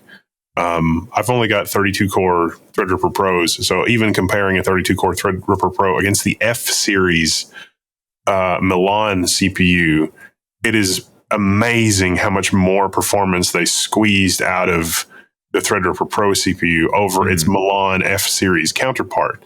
That is, I don't know how they did that. It doesn't seem like that would be possible, but they did. And so I would miss that. But if it meant that we had products sooner and it opened up the possibility of something in the middle of the road in that 32 core, 48 core, 24, 32, 48 core sweet spot, then yeah, I'm with you. Mm-hmm. To directly answer Carbon Christ's question, do you think he seems to suggest, do we really need Sienna if you could just put a smaller chip in SP5? How would you answer that? Yes, and it's to do with lowering the cost of the platform and the fact that that's what we were just talking about. Yeah. So I've got this, which is the delidded. There's 12 chiplets on this, but when we go to 128 cores, we actually shed 2 chiplets. And so for telecom and networking and appliances and crap like that, we shed a huge amount of complexity of the carrier. We shed potentially some complexity of the I/O die if they elect to do that. We shed the complexity of all the interconnects, because with 64 cores, you could do that. You could name that tune in 4 chiplets. And I think that is hugely beneficial for margins, profit margins. Less memory channels, somewhat reduced PCIe, but not dramatically reduced PCIe connectivity on that platform. And so I think that is really good for AMD's bottom line and really good for that market, and may mean that we do actually see some non-Epic part that reuses the same plumbing, which could theoretically be dramatically way cheaper. Mm-hmm. Well, and that was the final thing I was going to ask you about that. What do you think is more likely for AMD to do? I suspect they will go to 8 plus 16 with Zen 5 on desktop, just to stay competitive. I think they could right now, frankly, but they're not. They don't want to bother. But do you think it's more likely they just launch a 32 Zen 5C core, launch an X590 motherboard that has extra PCIe lanes, or that they actually do pull in a non-pro Threadripper on Sienna like late next year? Because so far, everyone I've asked is saying Threadripper Pro Zen 4 is coming, but no one's heard anything about a cheaper variant. Like, which do you think, or do you think neither's going to happen? Like, I guess I'm curious. I think we're probably only going to have, I would guess that it's an SP5 Threadripper that's coming. And I would guess that it's only an SP5 Threadripper that's coming. I would suspect that the Sienna chiplets, and they're just not going to spend the time doing the performance tuning or anything else. And the design of the power efficiency does not lend itself to doing the Threadripper trick of just give it more watts. So there's not physically the infrastructure for it. My understanding, though, is they could use standard Zen 5. Well, I guess now Zen 4 Sienna, if they wanted to, though, right? Because it goes up to 64 Zen 4C. It's like a year ago, everyone I talked to kind of in those design teams was like, yeah, we have 32 or 64. And then around 8 months ago, they said, now it's all Zen 4C. So I don't know how much of that makes it hard to launch a Threadripper version with standard Zen 4, because initially, obviously, the thing supports using the other chiplets. It's just, I don't know if at a certain point they said, we're not going to bother supporting any of that because we don't think anyone's going to want to use that in server. And if they're not, we just would rather them to buy a Pro anyways. Yeah, I think that the answer is going to be they should buy Pro, because they should buy Pro. Okay. Do you think there's a chance they launch a AM5 X590 motherboard with an extra 16 PCIe lanes or something, or you just think they're going to say whatever? No, well, the way that you would launch, they can't add more PCIe lanes to the CPU, but they could break it out via chipset somehow. So like take 8 Gen 5 lanes and make it 32 Gen 3 lanes or 16 Gen 4 lanes. And you don't even run into any bandwidth problems if you do that. For something like this, for a use case like this, having 4, if you had 2 Gen 4 X16 slots and 2 X16 Gen 3 slots in a micro ATX motherboard, that's like the holy grail. That would solve so many problems at the edge and with small servers but presumably they've done their market research and don't agree. Because you could run 16 lane network cards, 16 lane bus interface cards, 16 lane, up to 16 lane, whatever. But I guess modern chipsets and modern other stuff are only like 4 lanes or 8 lanes. So, okay, whatever. Mixing old and new. So it's the home labber in me. I can't get it out of me. But I just don't think they're going to do that. I'll be really excited if they do an AM5 8 plus 16, 8 fast with Vcache plus efficiency. But they might have that in the lab to experiment with, but I think the Zen 5 would be the earliest that we would see that productized. Oh yeah, I think at this point they're like, stuff's selling. No need to wait or to worry about that. And to be fair to AMD, the Bergamo chiplets weren't ready until like 3 months ago, so they couldn't have launched at the beginning of the gen. At this point, I'm sure they're thinking, why make the new gen look any weaker than it? Let's save that for when they'll be ready at the same time. Well, this is kind of, I think, a good final-ish question here for you. Raisin Biscuit writes in again. It says, hi, Tom and Wendell. Intel is moving from monolithic, which enables lower latencies, to a disaggregated architecture, which will inevitably increase latencies. The recent Moore's Law is dead Zen 5 and Zen 6 leak suggests that AMD with Zen 5 is addressing some of the remaining fundamental architecture bottlenecks, but still using a similar layout to what Zen 4 looks like physically. But then with Zen 6 is going to an entirely new chiplet design to approach, according to what they want, monolithic levels of performance with improved Infinity Fabric, lower die-to-die latencies. I think stacking like 2 CCDs on top of an IO die full of cache. From a purely performance perspective, given how competitive AMD is to Intel currently, this transition seems like it could be a slam dunk for AMD. But what are your thoughts? Can Intel counter this? If so, how? And is Intel's plan to disaggregate monolithic likely to work out better than AMD's plan to monolithicize disaggregated? It's all about stacking and packaging, isn't it? Like, look, all we know today is that both companies are betting the farm on their very different packaging technologies. The glass substrate from Intel looks really promising. Gate all around for power delivery, gate all around and power vias for power delivery. Those two different technologies look very, very promising for Intel. I don't know that we have details enough of what TSMC has planned for some of their processes or what the floor plan is going to be for Zen 5. But certainly if Zen 6 addresses, if they're going to just do 3D stacking of compute chiplets on the I/O die. The suggestion I heard is that they kind of found a way to get almost Vcache performance on something that's cheaper to make. Like Vcache, you can only put it on some of them. They have to have the connectors in the silicon.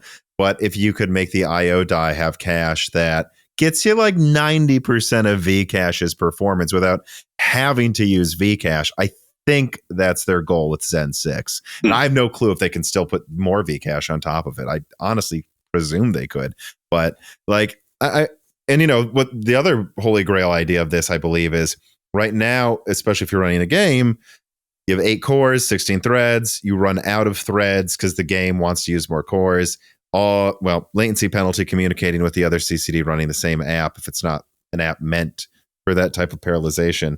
Like, if they had a shared L3 in the I/O die that they're both on top of, that might remove half of those latency penalties in communicating between dies for these apps. Yeah, a lot of clever engineering, but also some of it's moonshot engineering. So it's like, is there room for a misstep, or is the engineering for that already being validated today? We don't know. Right, because there's a reason they've used the same physical layout since Zen 2. It works, Intel's been moving into like 8, little cores, disaggregating with Meteor Lake, and these things keep getting delayed probably because of how complex they are. Even RDNA 3, I think, was supposed to come out a few months before it did. So, yeah, I don't know. I think there's a reason they haven't gone to it so quickly. It's because whatever they move to is the next thing after how Zen 2 looked. Intel must be really confident in its process to have as many pieces of silicon as it does. I remember when I first saw Ponte Vecchio, and it's like, a bajillion pieces of silicon. It's just like, really? Are we going to be able to put all these on here without breaking them? Because that seems like we're rolling the dice a lot for one physical chip. Well, yeah, and is it out now? It's out, right? It has definitely shipped in volume to at least one university. Right. So I remember talking about that. I think at Hot Chips 2019. Like, that was something that seems to have come out a couple years late. So I don't know. I think AMD's plan eventually here with Zen 6 is like, we got to figure out the next big thing. We can't keep just improving the same layout. It's getting outdated. But I think it might just be one I/O die, 2 chiplets on top. It's not going to look like Ponte Vecchio, because I don't think they want there to be a chance it gets that type of delays, and it's a little premature. Meteor Lake isn't out yet. Arrow Lake isn't out yet. Those are arguably more complicated looking than I think Zen 6 is going to look on desktop. Yeah, exactly. It's like, oh, we've got a chiplet for Thunderbolt. And it's like, what, do we really need that to be its own chiplet? Like, are you just showing off? Yeah, I think hopefully, and I think, no, I agree. I think eventually what Intel hopes, though, is they can get this right. And then my understanding is Arrow Lake. Yeah, so Meteor Lake, Arrow Lake, Panther Lake, and Nova Lake probably use the exact same layout. So Meteor Lake's their Zen 2. And then they're hoping, well, if Battlemage is delayed, we can use the Alchemist Plus tile for the graphics, and then we can use, line code for the CPUs. But it certainly hasn't been free of issues. All right, well, I think that's all of the... okay, I'd be remiss if I didn't ask this last question here, because I think it's funny. QH Freddy writes in, have the ARM shills finally lost? Where are they now, shilling AI? Are people finally coming to terms with the fact the ISA isn't that important in the grand scheme of things, and it's just the overall microarchitecture? It for generic compute, it really is the overall micro, or it really isn't the overall micro architecture. It is just thing per unit compute. ARM is still promising. You need only look at what Amazon has been able to accomplish with their third, technically fourth generation Graviton stuff. Everybody always craps on me for saying that Graviton is not awful. It's not awful. Graviton is actually pretty impressive for what Amazon has been able to do. And, I think ARM right now, where they are today in 2023, is definitely keeping everybody honest. But for ARM, they've got to keep their eye on where everything is going for the future. And there's a lot of opportunity to do things with ARM that is not necessarily on a compute core, but that can help accelerate other stuff. Like I've been doing a lot of experiments with Intel Quick Assist and networking, and the performance delta between let's just do this with more cores and let's try to use TLS encryption acceleration with a Quick Assist, memory mapped IO device. That's basically what it is. It's a PCIe device, memory mapped IO on chip. And I honestly can't believe the performance delta between those two. And, it's AMD strategy as well. They're with the Pensando acquisition, because Pensando has a bunch of P4 packet processors on a PCIe card to do things beyond just basic offloading, complex networking offloading. And it really can be the difference between 30 cores of utilization just to handle the network and 8. Which is a breathtaking and dramatic difference. And Amazon realizes that, and that's why Amazon is using the crap out of their ARM stuff for RDS and specialized services. They're building their stuff to do the specialized services plus the other thing. And so from Amazon's perspective, the raw compute of the core doesn't matter as much as the specialized thing that they built it for. And I worry that some of the generic ARM solutions misses the wisdom of that. Yeah, I mean, I guess what I was getting to, though, is if there's a good ARM product, it's because they made a good ARM product, right? Not because they used ARM, because there's so many. Yeah. I don't know if you remember, man, like 3 or 4 years ago, man, there are so many even just like tech tube channels like ARM is the future. x86 can't keep up. And now we're looking at ARM-based Apple get practically no performance gains while AMD and Intel are leapfrogging 30% every 1 to 2 years. And I'm like, yeah, doesn't seem like it was ARM. ARM is keeping everybody honest, right? And ARM isn't bad, but I don't think it's like. I remember someone at Intel telling me that a couple of years ago. Like, it's not intrinsically more efficient. It really isn't. Like, people keep acting like it is, and I think there's just this point in time where smartphones lulled everybody into thinking they're magic when it was like, well, no, they're just new, so they don't have the crust. There's effort, yeah, and they've been built from the ground up. There's a lot of that stuff in the back that they didn't have to deal with, but if you wanted to do stuff on desktop, you have to support those old apps. Maybe they won't in the future eventually, but they don't need to remove all of x86 to do that. They just need to maybe remove some of the legacy support of x86. Yeah, there's really a lot of forward momentum that could happen in the desktop space if you get some people that are willing to make things a little bit worse for a generation or two in some respects. Mm-hmm. Everything else would be dramatically better, but no one. Maybe the Linux people are probably willing to do that, but nobody else is willing to do that. I know Intel's looked into it, but I think I heard it's really toned down. What I heard is the Royal Core project with Jim Keller. There is a variant of, I don't know, like whatever Nova Lake would use, or even Panther Lake maybe, where they were like looking into dropping a lot of legacy stuff. And what I heard is Pat said, sure, but it better be like this level of IPC. Like we better just and the little cores should probably be able to run the old stuff in an emergency, because if we don't do that, what I've heard is they kind of are deciding not to. I think they'll drop some legacy x86 stuff, but I don't think they're going to drop as much as they initially considered, just because it would have to like double IPC to be worth it, they think. If you have to explain to every customer stuff doesn't work.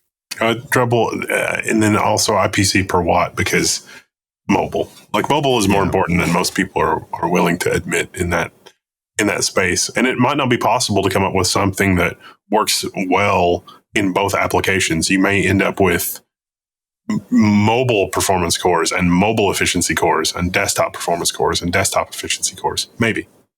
Right. Now, yeah, that's an interesting point too, is like maybe all those benefits really only helped if you were power constrained. It doesn't really help in any other scenario.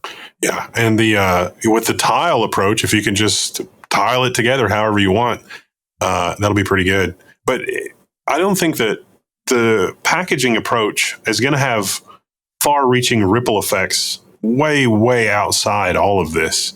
Think about like memory packaging. What if instead of buying a DIMM, you bought a stack of, and it's like literally just a thing that just clips into you could stack all the channels and everything in one package.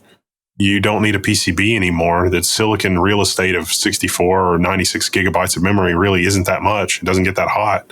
Just stack them all together or have two stacks. And yeah. One of my early videos, I was like, do we even need can't you just have a slot for the RAM for your GPU and then you choose how much RAM it has, you know? Yeah, there's like a little docking station on the side of the carrier, so it just slides in. Yeah.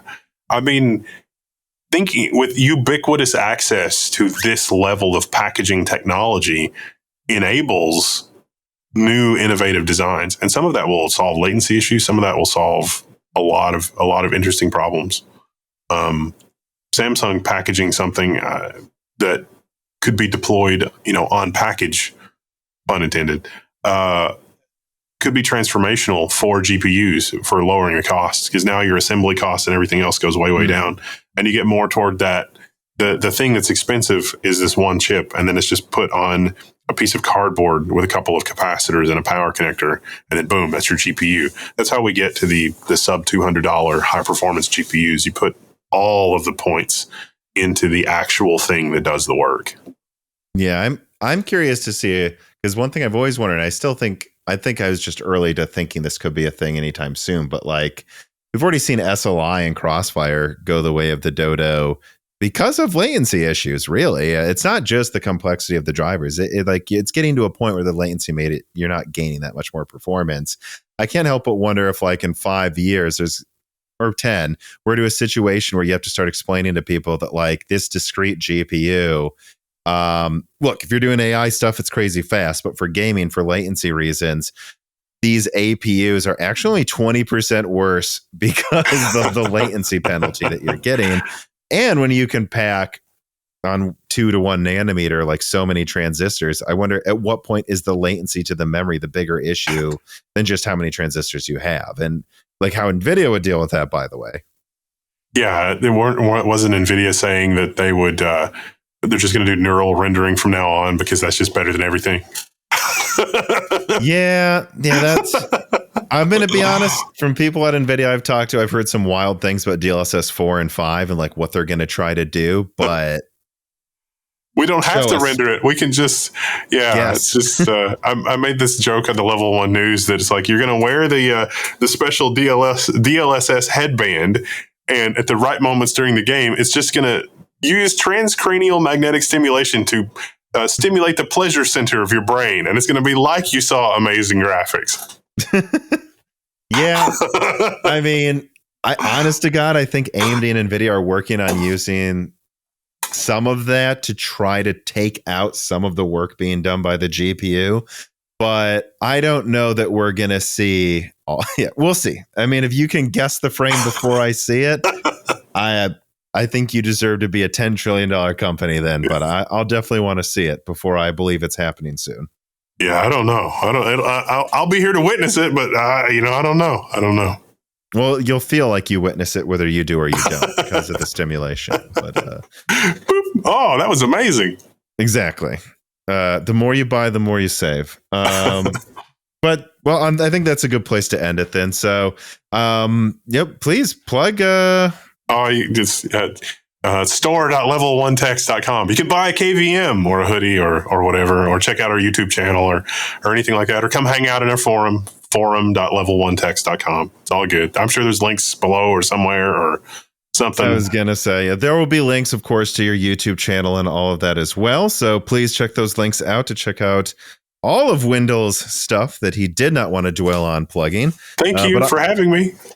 But I will, Joel. Please subscribe to Moore's Law is Dead on the YouTube channel. Ring the bell button. Join the Patreon. Subscribe to Broken Silicon on your podcast app of choice.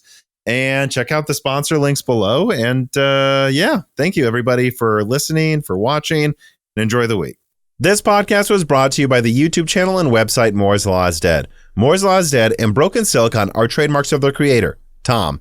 That guy is me, and I am indeed the creator, editor, writer, and showrunner of Moore's Law is Dead podcasts, videos, articles, and other media. However, it's not just me. Moore's Law is Dead is a team, with Broken Silicon co-hosted by my brother Dan, audio editing by Gerard Cortez, renders being done by the industrial designer Jean-Philippe Clermont, and special assistance is also provided by Carmen Cry and Carrie Nosugada as well. Find all of our information at www.mooreslawsdead.com on the About/Support page. In the event you do want to hire me for consulting work, hire Gerard for audio work, hire Jean-Philippe for industrial design work, or you're interested in working with Carbon Cry or Carrie Nosugada as well. You can also find our long-term sponsors on that page if you want to show them some love for putting food on our tables. Or you can also mail us some love. You can send letters or hardware donations to the following address: Moore's Law is Dead, P.O. Box 60632 in Nashville, Tennessee, zip code 37206.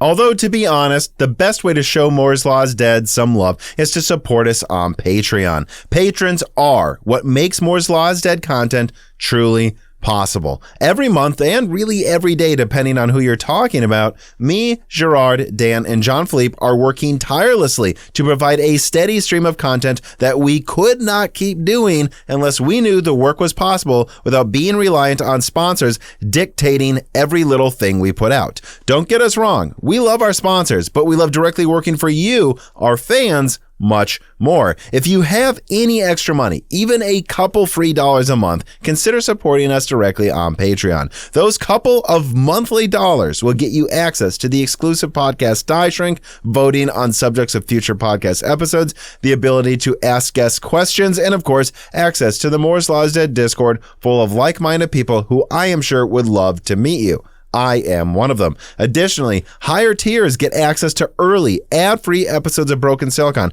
the ability to ask questions in all Broken Silicon episodes and Loose Ends live streams ahead of the recording, and the entire back catalog of Moore's Law is Dead podcasts, in addition to having thanks in the credits of videos and podcasts depending on the tier, with other perks available as well. And hey, if you cannot afford to support us directly every month, please do share Moore's Law is Dead videos and podcasts with friends and family, and on social media and websites like Reddit, and give Broken Silicon a 5-star review on Apple Podcasts or your preferred podcast app of choice.